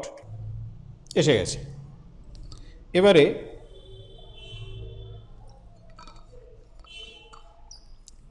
আমরা একটু সিমুলেশন মোডে গিয়ে প্যাকেটটাতে দেখি কি কি চেঞ্জ হচ্ছে। আইসিএমপি প্যাকেটটা আমরা এখান থেকে আরেকটা আবার পিং ছাড়লাম। এবার প্যাকেটটাকে একটু খুলে দেখো। প্যাকেটের যেটা আউটবাউন্ড পিডিইউ, তাতে আমরা দেখতে পাচ্ছি যে অ্যাকচুয়াল মেসেজ যেটা, সেটা হচ্ছে এই আইসিএমপি মেসেজটা। আমরা যখনই কোনো জায়গাতে পিং করি তখন অ্যাকচুয়ালি একটা আইসিএমপি রিকোয়েস্ট মেসেজ পাঠাই। তো মূল মেসেজটা এইটা, এবং মূল মেসেজটার দুটো হেডার আছে। একটা হচ্ছে নেটওয়ার্ক লেয়ার হেডার বা লেয়ার 3 হেডার, যেটা সেটাকে আমরা বলি আইপি হেডার। আর তার ওপরে থাকছে ডেটা লিঙ্ক লেয়ার হেডার বা লেয়ার 2 হেডার, যেটাকে আমরা বলছি ইথারনেট হেডার। তো নেটওয়ার্ক লেয়ার হেডার বা আইপি হেডার, যেটা আইপি হেডারে আমরা সোর্স আইপি দেখতে পাচ্ছি 192.168.1.2, ভেরি কারেক্ট। ডেস্টিনেশন আইপি দেখতে পাচ্ছি 192.168.4.2, সেটাও ভেরি কারেক্ট। টিটিএল বলে একটা জিনিসের দিকে তোমাদের দৃষ্টি আকর্ষণ করছি। টিটিএল মানে হচ্ছে টাইম টু লিভ। এই টাইম টু লিভ ব্যাপারটা কিন্তু আক্ষরিকভাবেই একটা সময় ছিল টাইম টু লিভ, মানে কত সেকেন্ড একটা প্যাকেট মুভ করতে পারে ইনসাইড দ্য নেটওয়ার্ক। বাট পরবর্তী ক্ষেত্রে এই সময়ের ব্যাপারটা উঠিয়ে দিয়ে এখানে যেটা আনা হয়েছে সেটা হচ্ছে রাউটার হপস। তার মানে এই মুহূর্তে এই যে আমার প্যাকেটটা, এই প্যাকেটটার ক্ষমতা আছে 128টা রাউটার হপ টপকাবার। মধ্যিখানে যদি 128টা রাউটার হপ যদি থাকে তাহলে সে সেগুলোকে টপকাতে পারে। কিন্তু 128টা রাউটার হপ টপকানো হয়ে গেলে পরে আর কিন্তু প্যাকেটটাকে ফরওয়ার্ড করা যাবে না, যদি না তখনও সেটা ডেস্টিনেশনে গিয়ে মিট করে। এটা সম্বন্ধে আবার একটু পরে বলছি আমরা। আরেকটা জিনিস দেখো, ইথারনেট হেডার যেটা, তাতে ডেস্টিনেশন ম্যাক এবং সোর্স ম্যাক যেটা 0050 0FEE5631, এটা অবভিয়াসলি আমার পিসিটারই ম্যাক। যদি আমরা পয়েন্টারটাকে এখানে ধরি, একদম ডান দিকে দেখো, এই যে টিপটা দেখাচ্ছে এর একদম ডান দিকে এই যে প্যানেলটা উঠে এসছে, সেখানে দেখো ম্যাক অ্যাড্রেসটা কিন্তু সোর্স ম্যাক হিসেবে যেটা দেখিয়েছে সেটাই। ডেস্টিনেশন ম্যাক আমরা যদি এক্সপেক্ট করি যে এর ম্যাক অ্যাড্রেসটা ডেস্টিনেশন ম্যাক, তাহলে কিন্তু নয়, বিকজ এর ম্যাকটা দেখো 000D BD6781EB, whereas আমাদের এখানে ডেস্টিনেশন ম্যাকটা কিন্তু হচ্ছে 000A F3155526। এটা কি? এটা হলো অ্যাকচুয়ালি আমার এই যে ডিফল্ট গেটওয়ে মানে 192.168.1.1 যে পোর্টটা, অর্থাৎ কিনা এক্ষেত্রে আমার F0/0 ইন্টারফেস, এই F0/0 ইন্টারফেসের যে ম্যাক, দেখো এখানে F0/0 ইন্টারফেসের ম্যাকটা কিন্তু এটাই, যে 000A F3155526। একবার মিলিয়ে নাও, এইটা রাইট। তার মানে একটা জিনিস আমরা বুঝতে পারলাম, সেটা হচ্ছে যে যখনই একটা ডেস্টিনেশনে পৌঁছানোর চেষ্টা হচ্ছে, যে ডেস্টিনেশনটা আমার নেটওয়ার্কের মধ্যে পড়ে না, অবভিয়াসলি এটা একটা আলাদা নেটওয়ার্ক, তখন কিন্তু ডেস্টিনেশন ম্যাক অ্যাড্রেসটা হয়ে যাবে আমার যে ডিফল্ট গেটওয়ে তার ম্যাক অ্যাড্রেস, আমার ডিফল্ট গেটওয়ের ম্যাক অ্যাড্রেস। ঠিক আছে, প্যাকেটটাকে ফরওয়ার্ড করে দিলাম। প্যাকেটটা যখন এবার বেরোবে তখন দেখা যাক কি দেখাচ্ছে। প্যাকেটটার আউটবাউন্ডে আবার যদি যাই, সেখানে দেখা যাচ্ছে যে সোর্স আইপি এবং ডেস্টিনেশন আইপিটা একই রয়ে গেছে, বাট টিটিএল ভ্যালু সেটা কিন্তু 1 কমে গেল। নিশ্চয়ই বুঝতে পারলে এটা কেন, বিকজ এর আগে অবধি যেটা দেখিয়েছিল যে টিটিএল ভ্যালু ছিল 128, অর্থাৎ কিনা 128টা রাউটার বা হপকেও টপকাতে পারবে। অলরেডি একটা হপ ওর টপকানো হয়ে গেল, সেই জন্য টিটিএল ভ্যালুটা কমে 127 হয়ে গেল। তার মানে একটা করে রাউটার যত ক্রস হবে টিটিএল ভ্যালুটা তত এক এক করে কমতে থাকবে। আরেকটা জিনিস লক্ষ্য করো এখানে, সেটা হচ্ছে ডেস্টিনেশন ম্যাক এবং সোর্স ম্যাক। সোর্স ম্যাকটা এখানে কি দিয়েছে, 000B BE2543A2। আমরা যদি রাউটারটা যেটা আউটগোয়িং পোর্ট এক্ষেত্রে অর্থাৎ কিনা F1/0 তার ম্যাকটাকে যদি আমরা দেখি, তাহলে কিন্তু আমরা পাচ্ছি 000B BE2543A2। তার মানে এখন এইখানের যে ম্যাকটা F1/0 ইন্টারফেসের যে ম্যাক, সেটাই এখন আমার source Mac. What about the destination? Destination হচ্ছে 0001643AE107। আমরা যদি এখানে আসি তাহলে আমরা দেখতে পাচ্ছি যে এই যে নেক্সট হপ রাউটার তার যে রিসিভিং ইন্টারফেস মানে F0/0 তার যে ম্যাকটা ওখানে দেখাচ্ছে 0001643AE107, এটাই কিন্তু আমার ডেস্টিনেশন ম্যাক। তার মানে যখন ও একটা করে রাউটারকে ক্রস করে তখন কিন্তু ওর সোর্স ম্যাক এবং ডেস্টিনেশন ম্যাকটাও চেঞ্জ হয়ে যায়। আবার যখন এইখানে এসে পৌঁছালো, এইখানে পৌঁছানোর পরে ওর দেখো এখানে টিটিএল ভ্যালুটা আরও একটা ঘর কমে গেছে।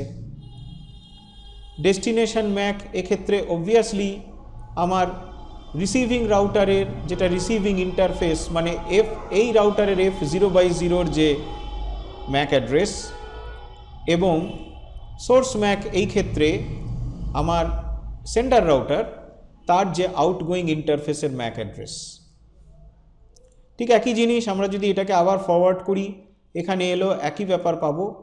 দেখতে পাবে টিটিএল ভ্যালুটা আরও কমে গেছে, সোর্স ডেস্টিনেশন ম্যাক চেঞ্জ হয়ে গেছে, কিন্তু সোর্স আইপি ডেস্টিনেশন আইপিটা সেম থাকছে। সোর্স আইপি ডেস্টিনেশন আইপিটা একমাত্র চেঞ্জই হয় যদি আমরা নেটওয়ার্ক অ্যাড্রেস ট্রান্সলেশন করি বা নেট করি। নেট আমরা পরে একটা ভিডিওতে একদিন জানতে পারবো। আর ফাইনালি যখন প্যাকেটটা এখানে এসে পৌঁছালো তখন দেখো টিটিএলটা আরও কমে গেছে। এই ক্ষেত্রে সোর্স ম্যাক অবশ্যই হচ্ছে এই যে আউটগোয়িং ইন্টারফেস মানে F0/0 তার যে ম্যাক অ্যাড্রেস, এবং ডেস্টিনেশন ম্যাকটা অবশ্যই হচ্ছে এবার এই পিসির ম্যাক অ্যাড্রেস। তাহলে যখনই একটা প্যাকেট রাউটেড হয় তার সম্বন্ধে আমরা কিন্তু 3টে ইনফরমেশন পেলাম। নাম্বার 1 ইনফরমেশন সেটা হচ্ছে যে প্যাকেটটার ফার্স্ট যে ডেস্টিনেশন ম্যাক অ্যাড্রেস হয় সেটা হচ্ছে default gateway MAC address. Default গেটওয়ের যে ম্যাক অ্যাড্রেস হয় সেটাই হচ্ছে ওর প্রথম ডেস্টিনেশন ম্যাক অ্যাড্রেস। তারপর প্যাকেটটা যখন মুভ করতে থাকে ইনসাইড দ্য ইন্টারনেট তত তার সোর্স ম্যাক এবং ডেস্টিনেশন ম্যাকগুলো কন্টিনিউয়াস আপডেট হতে থাকে, এবং আরেকটা জিনিস যেটা ডিক্রিমেন্টেড হতে থাকে এইটাকে বলা হয় টিটিএল। সো এই যে গোটা ঘটনাটা প্যাকেটটার মধ্যে ঘটতে থাকছে, প্রত্যেকটা রাউটার এই যে ঘটনাটা ঘটাচ্ছে এইটাকে বলা হয় প্যাকেট রিরাইট। যে কোনো রাউটার কিন্তু এই ঘটনাটা ঘটাবেই, যে সোর্স এবং ডেস্টিনেশন ম্যাকটাকে আপডেট করে দেবে এবং টিটিএল ভ্যালুটাকে 1 করে কমিয়ে দেবে। টিটিএল ভ্যালুর একটা ইন্টারেস্টিং এক্সপেরিমেন্ট তোমাদের দেখাতে চাই।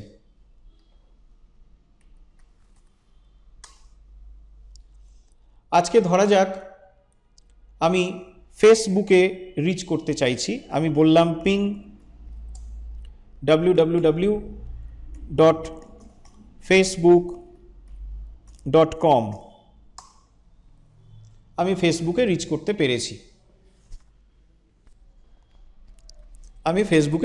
পেরেছি, এবার দেখো এটা খুব ইন্টারেস্টিং জিনিস। আমি যদি এখন ট্রেস রুট করি, ট্রেসার্ট www.facebook.com, তাহলে আমি হপসগুলোকে পাচ্ছি। প্রথম হপ অবভিয়াসলি আমার ডিফল্ট গেটওয়ে,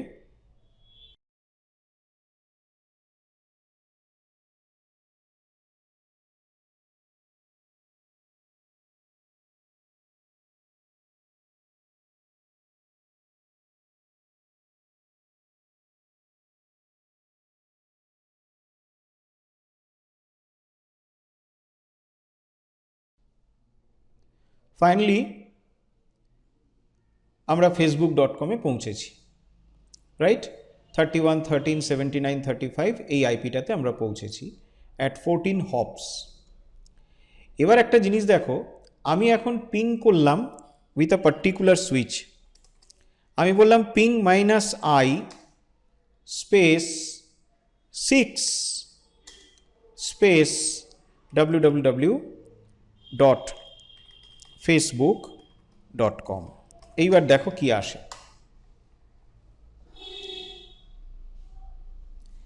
একটা জায়গা থেকে রিপোর্ট আসছে, সেই আইপিটা হচ্ছে 150.129.109.73, মানে এই যে পিএমপিএল ব্রডব্যান্ডের যে রাউটারটা, কলকাতা পিএমপিএল ব্রডব্যান্ডের যে রাউটার, তার কাছ থেকে একটা রিপোর্ট আসছে যে TTL expired in transit. TTL expired in transit এটা কি ব্যাপার? দেখো এখানে আমি এই যখনই পিংয়ের সাথে -i সুইচটাকে ইউজ করি তখন আমি টিটিএল বেঁধে দিই। আমি এখানে যে পিংটা পাঠিয়েছি সেই পিংয়ের যে রিকোয়েস্টটা, মানে আইসিএমপি রিকোয়েস্ট প্যাকেটটা, যেটা আমাদের এই সিমুলেশনে আমরা দেখতে পাচ্ছিলাম যে যার টিটিএল ভ্যালুটা প্রথম থেকেই ছিল 128, এখানে আমি প্রথম থেকেই সেই টিটিএল ভ্যালুটা করে দিয়েছি 6। তার মানে 6টা রাউটার হপের বেশি তুমি টপকাতে পারবে না। এবার দেখো at the 6th router hop আমার এই পিএমপিএল ব্রডব্যান্ডের রাউটারটা আসছে। এটা হলো প্রথম হপ, এটা সেকেন্ড, এটা থার্ড, এটা ফোর্থ, এটা ফিফথ, এটা সিক্সথ।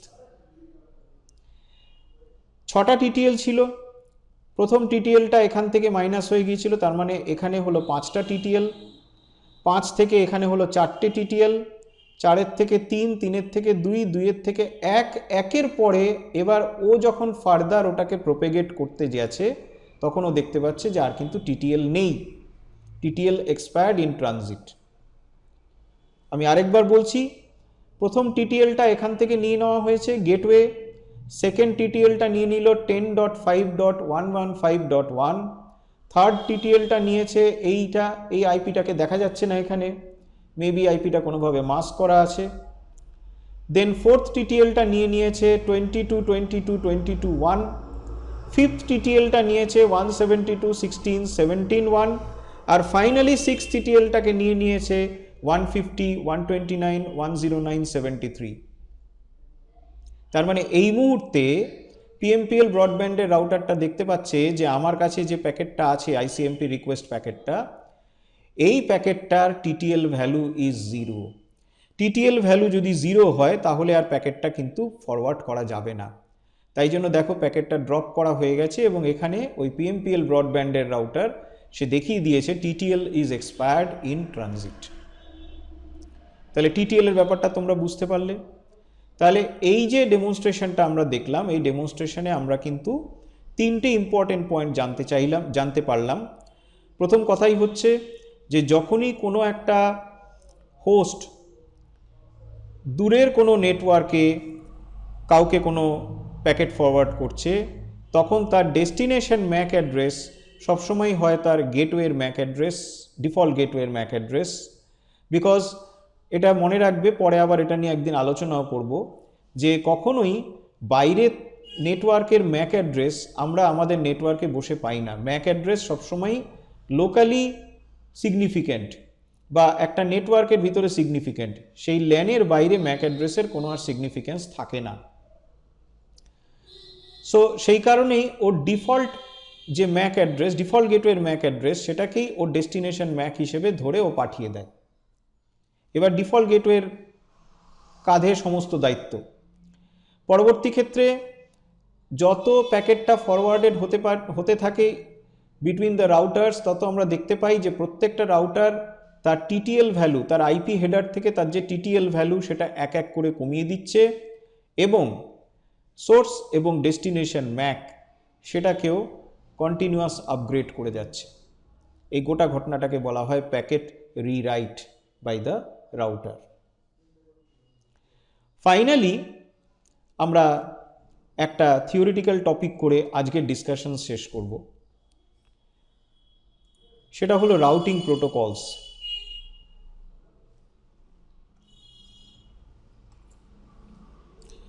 রাউটিং প্রোটোকলের সম্বন্ধে যদি কেউ খুব সিম্পলি জানতে চায়, তাহলে আমরা বলতে পারি যে it is a language between routers to exchange their network information. মনে রাখবে, আমি আমার আগের একটা ভিডিওতেও বলেছিলাম যে ডিসিমিলার রাউটিং প্রোটোকলস কিন্তু কখনোই নিজেদের মধ্যে কমিউনিকেট করবে না। মানে কখনোই এটা তোমরা করতে পারবে না যে দুটো রাউটার মুখোমুখি কানেক্টেড, একটাতে আরআইপি ইউজ হচ্ছে, একটাতে ওএসপিএফ ইউজ হচ্ছে, একেবারেই পারবে না। দুজনের মধ্যেই হয় আরআইপি ইউজ করো, নয় দুজনের মধ্যেই ওএসপিএফ ইউজ করো। তাহলে প্রোটোকলটা কি দাঁড়ালো? প্রোটোকলকে খুব সিম্পলি বলা যায় it is certain rules and regulations. Obviously these are rules and regulations, আর আমাদের রাউটারের ক্ষেত্রে এগুলো এক একটা টাইপ অফ ল্যাঙ্গুয়েজ, যেটা দিয়ে রাউটার্সরা কি করে, পরস্পরের রুটসগুলোকে এক্সচেঞ্জ করে।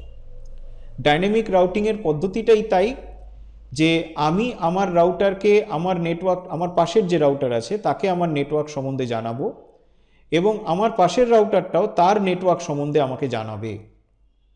এইভাবে আমরা কিন্তু ক্রমশ দূরের যে নেটওয়ার্কসগুলো তাদের সম্বন্ধে জানতে পারবো with their associated next hops. তো মডার্ন রাউটিং প্রোটোকলস, আরেকটা কথা এখানে বলা হলো, modern routing protocols also establish neighbourhood, a special relationship between routers. Modern routing protocols বলতে ওএসপিএফ, ইআইজিআরপি, আইএসআইএস, বিজিপি সবার ক্ষেত্রেই দেখতে পাবে যে দুটো রাউটারের ভেতরে কিন্তু যখনই সেম প্রোটোকল চলছে তখন তার আগে ওদের মধ্যে একটা নেইবারহুড এস্টাবলিশড হয়, এবং নেইবারহুড এস্টাবলিশ না হওয়া অবধি ওরা কিন্তু ওদের মধ্যে রাউটিং আপডেটস এক্সচেঞ্জ করে না, বা ওদের রুট ইনফরমেশনস পরস্পরকে জানায় না। যেটা পুরনো যারা রয়েছে, অর্থাৎ কিনা একমাত্র একজনই রয়েছে, সেটা হচ্ছে আরআইপি। আরআইপির ক্ষেত্রে কিন্তু এই ব্যাপারটা নেই, আরআইপি কোনো নেইবারহুড তৈরি করে না। এবার এই নেইবারহুডের সম্বন্ধেও আমি পরে ডিটেলসে যাব, যখন আমি আরআইপি, ওএসপিএফ, ইআইজিআরপি এদের সম্বন্ধে ইন ডিটেলস যাব। তো এবার দেখো প্রোটোকলের মধ্যে কতগুলো ক্যাটেগরাইজিং আমি করেছি। এগুলো কিন্তু সব ক্যাটেগরাইজিং হেড। এক একটা ধরনের ক্যাটেগরাইজিং হেডে আমরা প্রোটোকলগুলোকে ক্যাটেগরাইজ করতে পেরেছি। তার মানে এটাই দাঁড়ালো যে কখনো কিন্তু আইজিপি আর হাইব্রিডের মধ্যে কোনো কম্প্যারিজন ড্র করা যাবে না।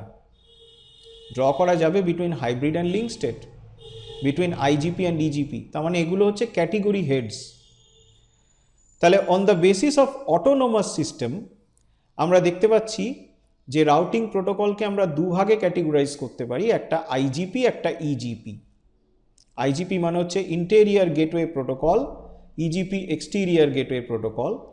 আইজিপি সম্বন্ধে কি বললো? It can route only inside a particular autonomous system, for example RIP version 1, version 2, OSPF, EIGRP, ISIS ইত্যাদি ইত্যাদি। Whereas EGP সম্বন্ধে বলছে it can route between different autonomous systems, example হচ্ছে বিজিপি। আর অটোনোমাস সিস্টেমের ডেফিনেশনটা হচ্ছে it is a collection of routers and their networks under a common management. Autonomous সিস্টেমের সবচেয়ে সিম্পল এক্সাম্পল যদি তোমরা চাও, তাহলে ধরে নাও কোনো সার্ভিস প্রোভাইডার। কেন সার্ভিস প্রোভাইডারের কথাটাই বললাম?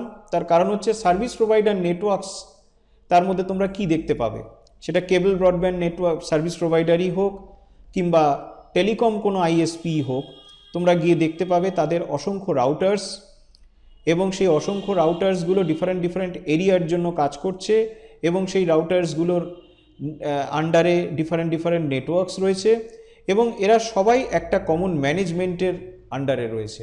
So this is an autonomous system. আজকে ওদের ভেতরে যদি কোনো রাউটিংয়ের প্রয়োজন হয়, সেটা দে আর সেলফ সাফিসিয়েন্ট, ওরা নিজেরাই নিজেদের মধ্যে রাউটিং করে নিতে পারে।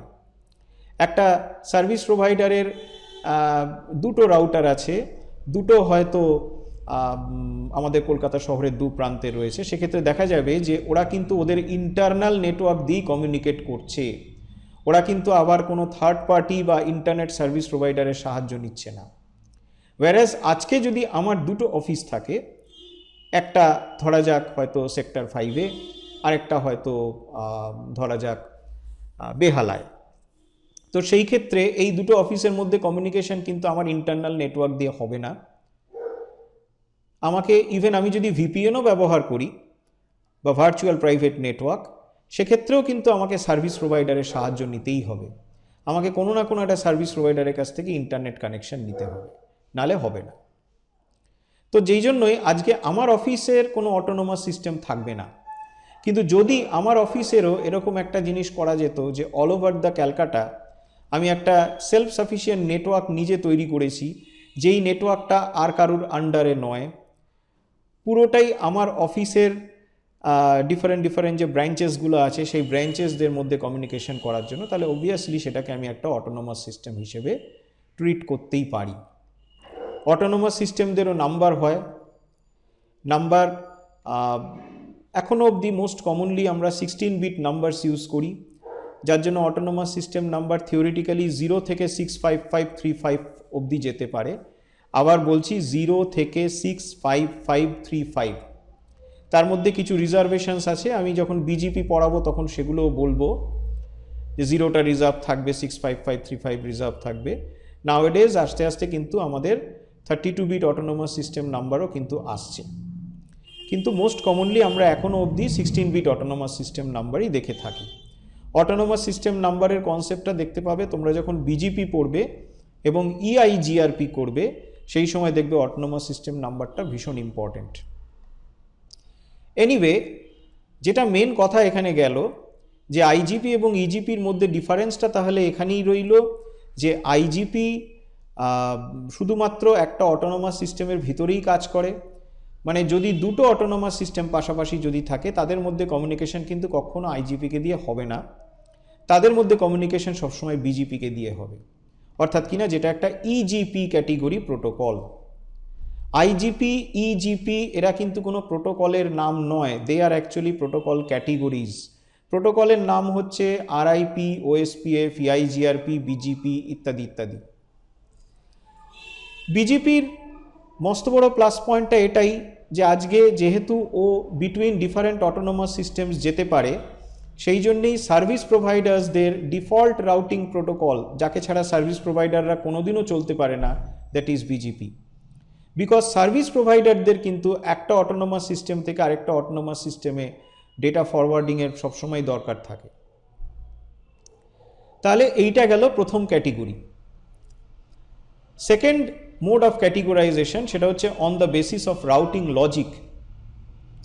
সেইখানে আমরা দেখতে পাচ্ছি 4 ধরনের লজিক, একটা ডিস্টেন্স ভেক্টর, একটা লিঙ্ক স্টেট, আর একটা হাইব্রিড, আর একটা পাথ ভেক্টর। যদিও 4টে বললাম, কিন্তু in it's true sense routing logic actually দুটোই, একটা হচ্ছে ডিস্টেন্স ভেক্টর, একটা লিঙ্ক স্টেট।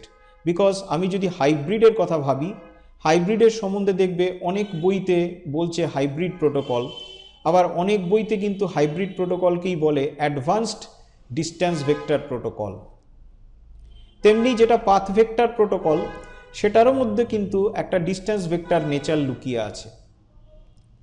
তার মানে আলটিমেটলি দুটোই মেইন ক্যাটেগরাইজেশন হয়, একটা ডিস্টেন্স ভেক্টর, একটা লিঙ্ক স্টেট। আমরা এখানে আরও দুটো ক্যাটেগরাইজেশন পেয়েছি, হাইব্রিড এবং পাথ ভেক্টর। প্রথমে খুব সোজাভাবে তোমাদেরকে এগুলো বুঝিয়ে দিই। ডিস্টেন্স ভেক্টর প্রোটোকলের যেটা মেইন লজিক সেটা হচ্ছে রাউটিং বেসড অন হপস, মানে ও কতগুলো জাম্প দেয়, এটাই হচ্ছে ডিস্টেন্স ভেক্টরের মূল লজিক। তোমরা কিছুক্ষণ আগেই দেখতে পেয়েছিলে যে আরআইপি, আমি যখন দুটো সাইডেই যখন আরআইপি কনফিগার করেছিলাম, একটা দিকে আরআইপিতে একটা পার্টিকুলার ডেস্টিনেশনে যাওয়ার জন্য দুটো হপ ছিল, আরেকটা দিকে ওই সেম ডেস্টিনেশনে যাওয়ার জন্যেই তিনটে হপ ছিল। তো আরআইপি কিন্তু যেটা দুটো হপের রুট সেটাকেই প্রেফারেন্স দিচ্ছিল। তো রাউটিং লজিকটা সবসময় হপ কাউন্টের ওপর বেস করা, lesser the number of hops the more preferred the route. তাহলে এই ডিস্টেন্স ভেক্টর পদ্ধতিতে পিওরলি কাজ করে হচ্ছে আরআইপি ভার্সন 1 এবং আরআইপি ভার্সন 2, এমনকি আরআইপির যেটা লেটেস্ট ভার্সন ফর IPv6 অর্থাৎ কিনা RIP next generation RIP NG, সেটাও কিন্তু এই একই পদ্ধতিতে কাজ করে। Next comes link state. Link state routing সবসময় একটা পার্টিকুলার জিনিসের উপর বেস করে দাঁড়ানো থাকে, সেটা হচ্ছে পাথ কস্ট। আর পাথ কস্ট ব্যাপারটা অ্যাকচুয়ালি কিসের ওপর বেস করা, সেটা হচ্ছে ব্যান্ডউইথ। তার মানে লিঙ্ক স্টেট প্রোটোকলরা কিন্তু ভীষণভাবে ব্যান্ডউইথ কনশাস, ন্যাচারালি দে আর ব্যান্ডউইথ কনশাস। তার মানে তুমি ওএসপিএফকে যদি দুটো রাস্তা দাও, একটা রাস্তায় হয়তো দুটো হপ আছে, একটা রাস্তায় 200টা হপ আছে, ওএসপিএফ যদি দেখে যে 200টা হপের যে রাস্তা সেই রাস্তার ব্যান্ডউইথটা বেশি as compare to the 2 hop route, ও কিন্তু সবসময় ওই রাস্তাটাকে ফলো করবে। তার মানে কি দাঁড়ালো, যে লিঙ্ক স্টেট প্রোটোকল যারা, তাদের যে ডিফল্ট প্রেফারেন্স সেটা হচ্ছে সবসময় for bandwidth, they always prefer high bandwidth route, সেটা যতই লম্বা হোক না কেন, যতই নাম্বার অফ হপস তাতে বেশি থাকুক না কেন। লিঙ্ক স্টেট পদ্ধতিতে ওএসপিএফ, আইএসআইএস এরা সবাই কাজ করে।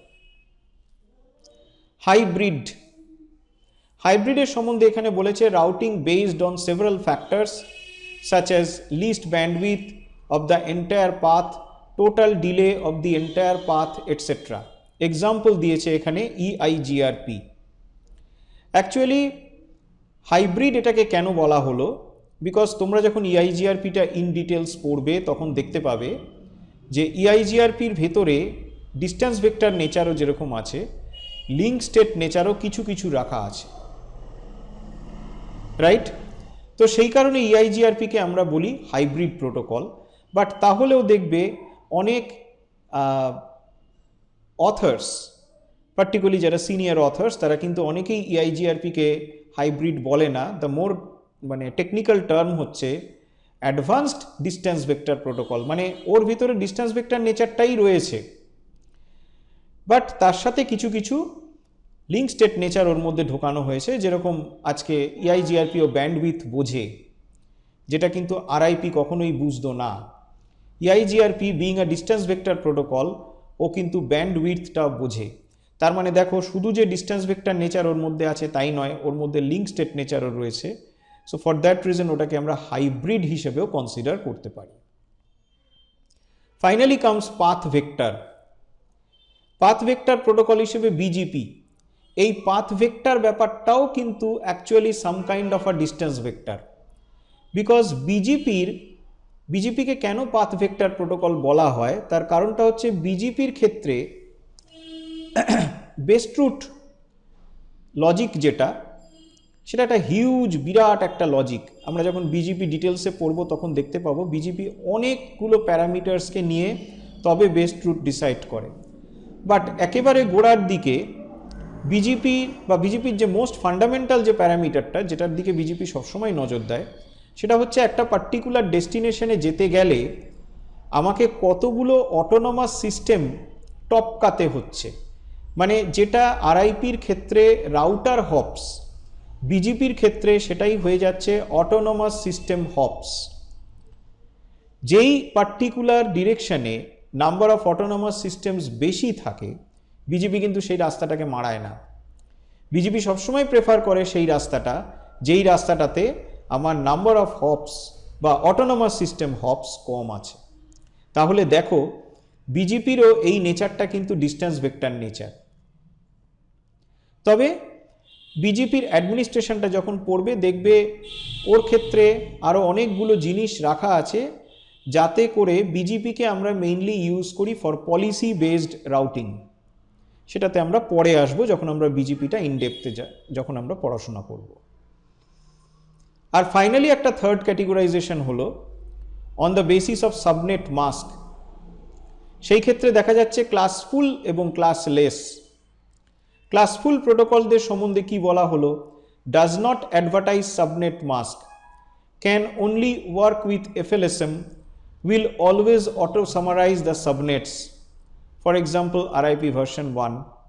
আর ক্লাসলেসের ক্ষেত্রে বলা হলো always advertise the subnet mask, can work with both FLSM and VLSM, no auto summarise. Example হলো RIP version 2, OSPF, EIGRP, BGP। In fact classful নেচারটা হচ্ছে অনেক পুরনো নেচার। বাই ডিফল্ট এবং ম্যান্ডেটরি ওয়েতে ক্লাসফুল প্রোটোকল একটিই আছে, সেটা হচ্ছে RIP version 1। RIP version 2 by default যদিও ক্লাসফুল, কিন্তু ইচ্ছা করলেই তোমরা ওটাকে ক্লাসলেস করতে পারো। EIGRPর ক্ষেত্রেও তাই, বাই ডিফল্ট ক্লাসফুল, সেটাকে তোমরা ইচ্ছা করলে ক্লাসলেস বানাতে পারো। OSPF অলওয়েজ ক্লাসলেস, ওকে কখনোই ক্লাসফুল বানানো যায়ই না। আর বিজেপির যেটা লেটেস্ট ভার্সন BGP 4, সেটা ইজ ক্লাসলেস, যদিও আমরা অনেক সময় ওটাকে ফোর্সফুলিও ক্লাসলেস করি, কিন্তু কিছু না করলেও ওটা বাই ডিফল্ট ক্লাসলেস সাপোর্ট করে। এবার এই দু ধরনের ক্যাটেগরির মধ্যে তফাৎটা কি গেল, ক্লাসফুল আর ক্লাসলেস? আমরা বলছি ক্লাসফুল প্রোটোকলগুলো তারা কখনোই কিন্তু একটা নেটওয়ার্ককে যখন অ্যাডভার্টাইজ করছে তার নেইবারের কাছে, তখন সে সেই নেটওয়ার্কের সাবনেট মাস্কটাকে অ্যাডভার্টাইজ করে না, শুধুমাত্র দ্য নেটওয়ার্ক। ওয়্যারাজ একটা ক্লাসলেস প্রোটোকল যখন কোনো নেটওয়ার্ককে তার নেইবারের কাছে অ্যাডভার্টাইজ করে, তখন কিন্তু with a subnet mask also. তার মানে একটা জিনিস আমাদের কাছে ক্লিয়ার হলো, সেটা হচ্ছে যে ক্লাসলেস প্রোটোকল কিন্তু সাবনেট মাস্কের কনসেপ্টটা বোঝে। সে এইটুকু বোঝে যে সাবনেট মাস্ক নানান ধরনের হতে পারে, ওয়্যারাজ ক্লাসফুল প্রোটোকল কিন্তু সাবনেট মাস্কের যে ডিফল্ট সেগুলো নিয়েই কাজ করতে পারে। তার মানে ক্লাসফুল প্রোটোকল সবসময় ধরে রাখে যে যদি ক্লাস A অ্যাড্রেস হয়, সেই অ্যাড্রেসটা সবসময়ই 255.0.0.0 সাবনেট মাস্ক ব্যবহার করবে। যদি ক্লাস B নেটওয়ার্ক হয়, সে সবসময় 255.255.0.0 সাবনেট মাস্ক ব্যবহার করবে। যদি ক্লাস C নেটওয়ার্ক হয়, সে সবসময় 255.255.255.0 এইটাকে ব্যবহার করবে। তার মানে যেহেতু সে ধরেই নেয় যে ক্লাস অনুযায়ী ডিফল্ট সাবনেট মাস্ক, সেই জন্য সে কখনো সাবনেট মাস্ককে আলাদা করে অ্যাডভার্টাইজ করে না, নাম্বার 1 পয়েন্ট। এবং নাম্বার 2 পয়েন্ট হচ্ছে, যদি তাকে অন্যরকম কোনো সাবনেট মাস্ক দেখিয়েও দাও, যেরকম ধরা যাক একটা ক্লাস A অ্যাড্রেস, তার সাথে আমি যদি /24 বা 255.255.255.0 সাবনেট মাস্ক যদি ব্যবহার করি, ও কিন্তু ওটাকে অটোমেটিক্যালি ক্লাস ফুল বানিয়ে অ্যাডভার্টাইজ করবে। অর্থাৎ কিনা ওই নেটওয়ার্কটাকে ও যখন ওর নেইবারকে অ্যাডভার্টাইজ করবে, তখন ও অ্যাডভার্টাইজ করবে as 10.0.0.0 network with 255.0.0.0 subnet mask. এবং এই ঘটনাটাকে বলা হয় auto summarising effect.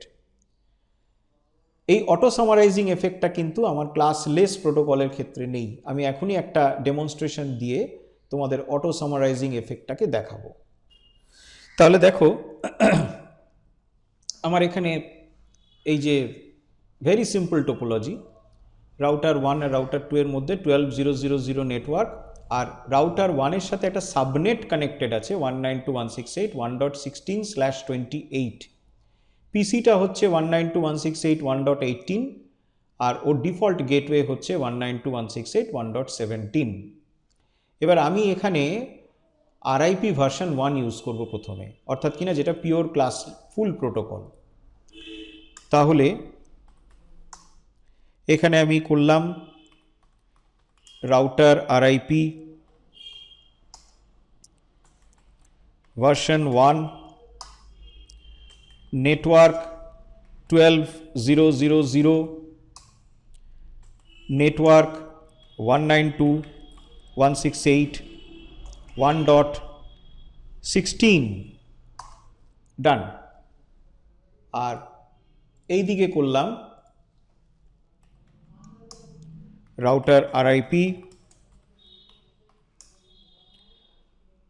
Version 1, network 12.0.0.0। এবারে একটা জিনিস দেখি, রাউটার 2 এর কাছে রাউটার 1 কি নেটওয়ার্ক ফরওয়ার্ড করেছে। Show IP root.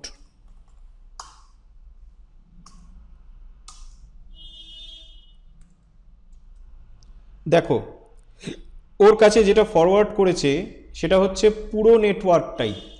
192.168.1.16/28 কিন্তু ওর কাছে ফরওয়ার্ডেড হয়নি। ওর কাছে যেটা ফরওয়ার্ডেড হয়েছে সেটা হচ্ছে 192.168.1.0/24। এই ঘটনাটাকে বলা হয় অটো সামারাইজিং এফেক্ট। মানে ও নিজে নিজেই একটা সাবনেটের যে মেইন নেটওয়ার্কটা বা সামারি সেটাকেও প্রডিউস করছে বা সেটাকেও অ্যাডভার্টাইজ করছে টু দ্য নেইবার বা to the next hop router. আমরা যদি এই রাউটারটাতে গিয়ে যদি এই কমান্ডটা চালাই ডিবাগ আইপি আরআইপি, তাহলে দেখো ভার্সন 1 আপডেটসগুলো ও কী কী পাঠাচ্ছে সেটা দেখো। আমরা ডিবাগিংটাকে একটু দেখতে থাকি। সেন্ডিং ভার্সন 1 আপডেট কি পাঠাচ্ছে? নেটওয়ার্ক 192.168.1.0, 1.16 বেরম কিন্তু কিছু পাঠাচ্ছে না, 1.0 পাঠাচ্ছে এবং this is a version 1 update. আমরা এবার এই জায়গাটাতেই আরআইপিকে একটু মডিফাই করলাম। আমরা এখানে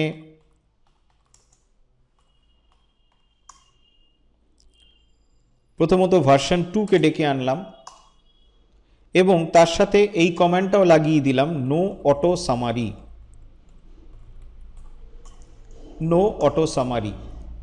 আর কিছু চেঞ্জ করলাম না, নেটওয়ার্কসগুলো তো অলরেডি অ্যাডভার্টাইজড হয়েই আছে। On the receiving and router এখানেও আমরা রাউটার আরআইপির ভিতরে ভার্সন 2 এবং নো অটো সামারি। এবার দেখা যাক রিসিভিং এন্ড রাউটারে কি পাওয়া গেছে। শো আইপি রুট আরেকবার,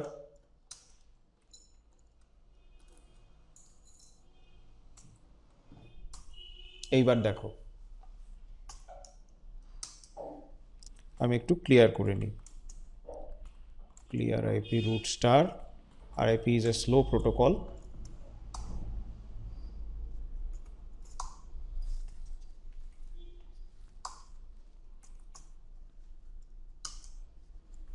একটু ওয়েট করো, RIP পিরিয়ডিক আপডেটস একটু দেরি হয়।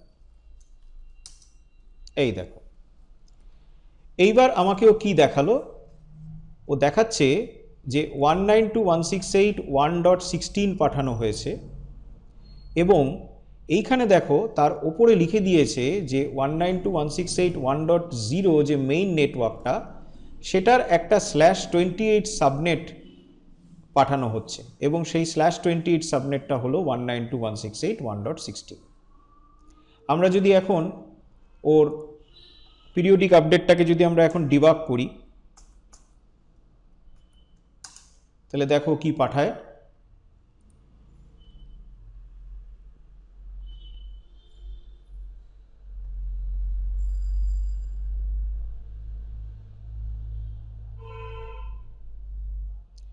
ভার্সন 2 আপডেট পাঠাচ্ছে, দেখো কি পাঠিয়েছে 192.168.1.16/28। যেহেতু আরআইপি ভার্সন 2 হচ্ছে ক্লাসলেস, সেই কারণে আরআইপি ভার্সন 2 যখন অ্যাডভার্টাইজ করলো নেটওয়ার্কটাকে তার নেক্সট হপের কাছে, তখন উইথ প্রপার সাবনেট মাস্ক, যে কারণে তার নেক্সট হপও কিন্তু এটাকে with proper subnet mask accept করেছে এবং কোনো রকম অটো সামারাইজিং এফেক্ট কিন্তু এখানে ঘটেনি।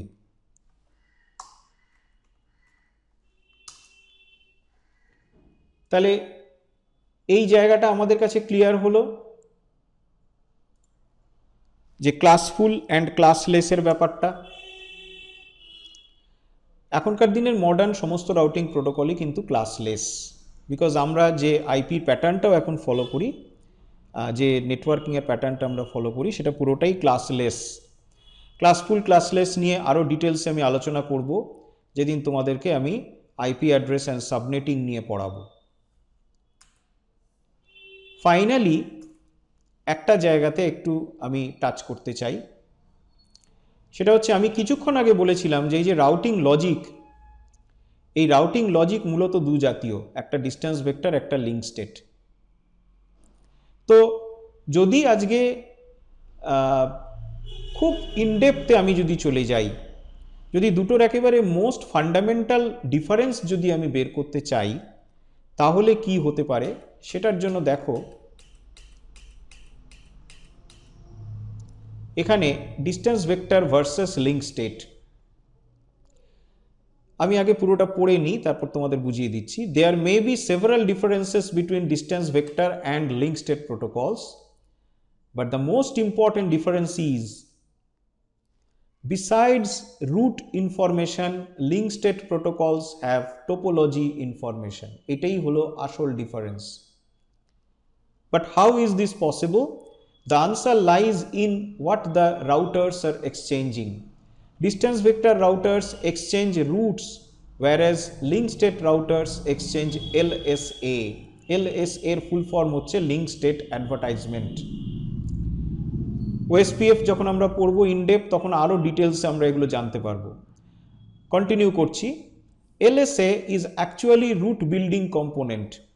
A route has reachable network information with only next hop information. LSA also has reachable network information with next hop information.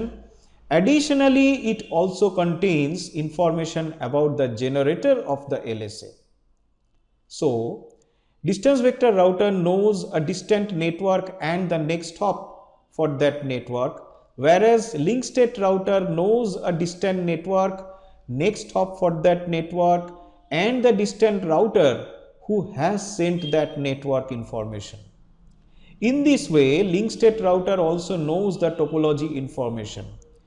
As a result, link state router can easily understand if there is any topology change and can converge very fast. Due to the topology knowledge, they cannot be fooled by routing loops. Additionally, distance vector protocols only care about intermediate hops, but link state protocols only care about link bandwidth. তো এইখানে যেটা বোঝানো হয়েছে সেটা দুটো ছবি দেখলে তোমরা বুঝতে পারবে। এটা হচ্ছে how distance vector protocol works, আর এটা হচ্ছে how link state protocol works. তো দেখো আজকে এই ছবিটাকে যদি আমি এক্সপ্লেন করি, তাহলে রাউটার 1, 2, 3, 4 অ্যান্ড 5, রাউটার 5 এর সাথে একটা ল্যান কানেক্ট আছে 192.168.5.0/24, আর ইন বিটুইন 12.0.0.8, 12.0.0.0, 23.0.0.0, 34.0.0.0 অ্যান্ড 45.0.0.0 এইগুলো হচ্ছে ইন্টারমিডিয়েট নেটওয়ার্কস।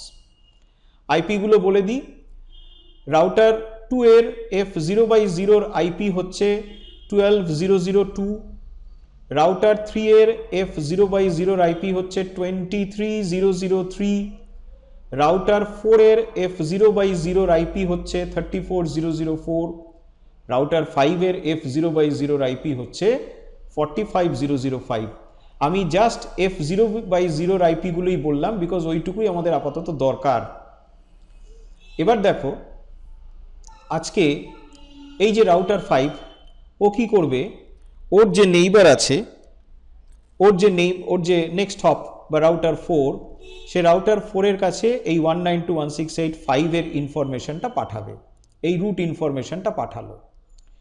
এই রুট ইনফরমেশন, এই যে দেখো রুট বলে লেখা আছে, রুট ইনফরমেশনে দুটো ইনফরমেশন আসছে। একটা হচ্ছে 192.168.5.0 নেটওয়ার্ক এবং নেক্সট হপটা কে না 45005।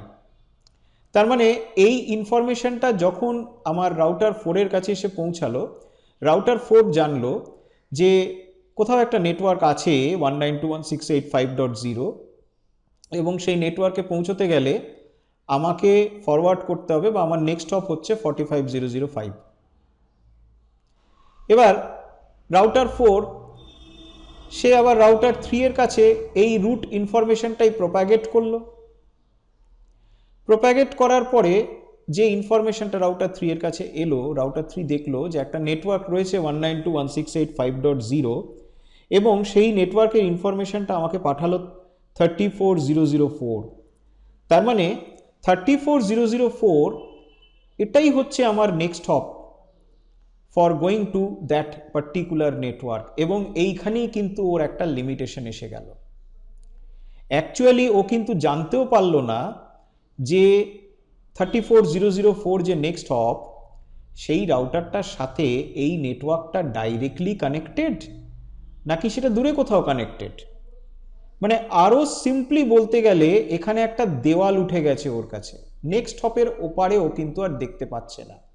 এইটাই হচ্ছে সবথেকে বড় লিমিট, সবথেকে বড় limitation for the distance vector protocols. They can not see anything beyond their next hops. ঠিক একইভাবে যখন এই ইনফরমেশনটা রাউটার 2 এর কাছে এসে পৌঁছেছে, রাউটার 2 জানে যে 192.168.5.0 বলে একটা নেটওয়ার্ক আছে এবং সেখানে যাওয়ার নেক্সট হপ হচ্ছে 23003। আর ফাইনালি যখন আমার রাউটার 1 এর কাছে এইটা এসে পৌঁছালো, রাউটার 1 জানতে পারলো yes there is a network 192.168.5.0 and I can go there via 12002। দেখো কতখানি ল্যাক অফ ইনফরমেশন এখানে ওর কাছে রয়েছে। এই নেটওয়ার্কটা যে অনেক দূরে আছে বা মধ্যবর্তী যে আরও অনেকগুলো হপকে টপকে এসছে সেই খবর কিন্তু ওর কাছে এসে পৌঁছালো না। ও কিন্তু ওর নেক্সট হপের ওপারে আর কিছু দেখতে পাচ্ছে না। ওয়্যারএজ এইবার আমরা চলে আসি লিঙ্ক স্টেট প্রোটোকলদের ক্ষেত্রে। লিঙ্ক স্টেট প্রোটোকল তাদের ক্ষেত্রে দেখো যেটা এক্সচেঞ্জ হচ্ছে সেটা কিন্তু রুট নয়, যেটা এক্সচেঞ্জ হচ্ছে সেটাকে আমরা বলছি LSA বা লিঙ্ক স্টেট অ্যাডভার্টাইজমেন্ট। সেই লিঙ্ক স্টেট অ্যাডভার্টাইজমেন্টে নেটওয়ার্ক এবং নেক্সট হপ সেটা অবভিয়াসলি দ্য নেক্সট হপ সেটা কিন্তু অবভিয়াসলি আপডেটেড হয়ে যাচ্ছে। যেরকম যখন রাউটার 5 যখন পাঠিয়েছে তখন নেক্সট হপটা 45005 ছিল, যখন রাউটার 4 সেটা রাউটার 3 এর কাছে ফরওয়ার্ড করলো তখন নেক্সট হপটা 34004, যখন রাউটার 3 সেটাকে রাউটার 2 এর কাছে ফরওয়ার্ড করেছে তখন সেটা 23003, আবার যখন রাউটার 2 রাউটার 1 এর কাছে ফরওয়ার্ড করেছে তখন সেটা 12002। কিন্তু LSA তে আরেকটা ইনফরমেশনও থাকছে, সেটা হচ্ছে সোর্স, মানে who is the generator of this LSA। এবং দেখো জেনারেটর অফ দ্য LSA এটা কিন্তু চেঞ্জ হচ্ছে না, এটা কিন্তু আনচেঞ্জড চলে এলো, বিকজ অ্যাকচুয়ালি ঘটনাটা তো তাই, LSA-টা তো জেনারেট করেছে এই রাউটার 5, সুতরাং এটা চেঞ্জ করার কোনো মানে হয় না। তাই এই ইনফরমেশনটা চলে এলো আনচেঞ্জড রাউটার 1 অবধি। রাউটার 1 কি জানতে পারলো there is a network 192.168.5.0 and I can go there via 12002 and it is connected to 45005। দেখো কতখানি ওর লেভেল অফ ইনফরমেশনটা বেশি as compare to distance vector protocol.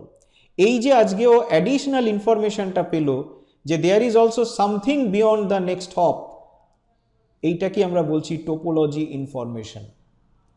Topology information মানে যেখানে গোটা এরিয়াটার সম্বন্ধে কোথায় কি কি রাউটার আছে বা অ্যাটলিস্ট কোন কোন রাউটার আছে, আমার নেক্সট হপের ওপারে কি কি আছে আমি সেটার একটা আইডিয়া পাই, এটাই হচ্ছে টোপোলজি ইনফরমেশন। যেই টোপোলজি ইনফরমেশনটা কিন্তু কখনো ডিস্টেন্স ভেক্টর প্রোটোকলদের থাকে না। এবং এর ফলে যেটা প্রবলেম হয় সেটা হচ্ছে ডিস্টেন্স ভেক্টর প্রোটোকলরা অনেক সময় রাউটিং লুপের খপ্পরে পড়ে যায়। রাউটিং লুপের খপ্পরে কেন পড়ে? এটা আমি আরেক দিন দেখাবো, আরেকটা ভিডিওতে আমি দেখাবো। রাউটিং লুপের খপ্পরে এই জন্য পড়ছে বিকজ ওরা কিন্তু অ্যাকচুয়ালি জানে না যে এই যে নেটওয়ার্কটা যে 192.168.5.0 এটা কি আমার নেক্সটপের সাথেই কানেক্টেড নাকি অন্য কোথাও কানেক্টেড। সুতরাং ওদেরকে ভুল বোঝানো, যেটাকে আমি এখানে লিখেছি it is easy to fool the distance vector routers, সেই ভুল বোঝানোটা অনেক সম্ভব, অনেক বেশি সহজ, যেটা কিন্তু কখনোই লিঙ্ক স্টেট প্রোটোকলদের ক্ষেত্রে হবে না। তাহলে একটা হচ্ছে রাউটিং লুপের প্রবলেম থেকে যাবে। দ্বিতীয়ত হচ্ছে লিঙ্ক স্টেট প্রোটোকলরা সবসময় জানে যে এই যে নেটওয়ার্কটা, এই নেটওয়ার্কটা কিন্তু অ্যাকচুয়ালি কানেক্টেড আছে 45005 এর সাথে। আমার নেক্সট হপ হচ্ছে just a passage for going there, যে কারণে আজকে যদি ওর কাছে অল্টারনেটিভ আরও রুট থাকে এই 45005 অবধি পৌঁছানোর, ও কিন্তু সবকটা রুটকেই মাথায় রেখে দেয়। তার মানে it is always ready with alternate paths. এবং যখনই দেখা যাবে যে আজকে ওর এই নেক্সট হপটা ফেল করে গেছে, ধরো এটা বসে গেল কি ইন্টারফেসটা ডাউন হয়ে গেল, ভেরি কুইকলি ও কিন্তু নেক্সট অল্টারনেটিভ পাথটাকে খুঁজে নেবে ফর 45005, যেটা কিন্তু এই লিঙ্ক স্টেট প্রোটোকলরা পারবে না, ডিস্টেন্স ভেক্টর প্রোটোকলরা পারবে না। তার কারণটা হচ্ছে এটাই যে ডিস্টেন্স ভেক্টর প্রোটোকলরা জানেই না যে এই নেটওয়ার্কটা অ্যাকচুয়ালি কোথায় কানেক্টেড। সুতরাং যদি এই ইন্টারফেসটা কখনো ডাউন হয়ে যায় কি রাউটারটা কখনো বসে যায়, ওদের কিন্তু ওয়েট করতে হবে যতক্ষণ না অন্য কোনো রাস্তা দিয়ে আবার এই 192.168.5 এর নেটওয়ার্কের ইনফরমেশন ওদের কাছে এসে পৌঁছায়। এই ঘটনাটাকে, এই যে দেরিটা হলো, এইটাই হচ্ছে কনভার্জেন্স স্লো। কনভার্জেন্স শব্দের মানে হচ্ছে কত তাড়াতাড়ি আমি নেটওয়ার্কসগুলো সম্বন্ধে জানতে পারি। সেই কনভার্জেন্স প্রসেসটা আজকে আমার ডিস্টেন্স ভেক্টর প্রোটোকলদের ক্ষেত্রে অনেক slow as compare two link state protocol. তাহলে এটাই গেল the basic difference between link state protocol and distance vector protocol. তাহলে আজকে আমরা এই অবধিই রাখছি। আমরা মোটামুটি যেটা আজকে পড়লাম সেটা হচ্ছে যে একটা রাউটার কিভাবে তার রুট ডিসাইড করে, how router decides its best route, সেটা সম্বন্ধে আমরা জানতে পারলাম। 3-4টে স্টেপ আছে, সেই স্টেপ দিয়ে ওরা ডিসাইড করে।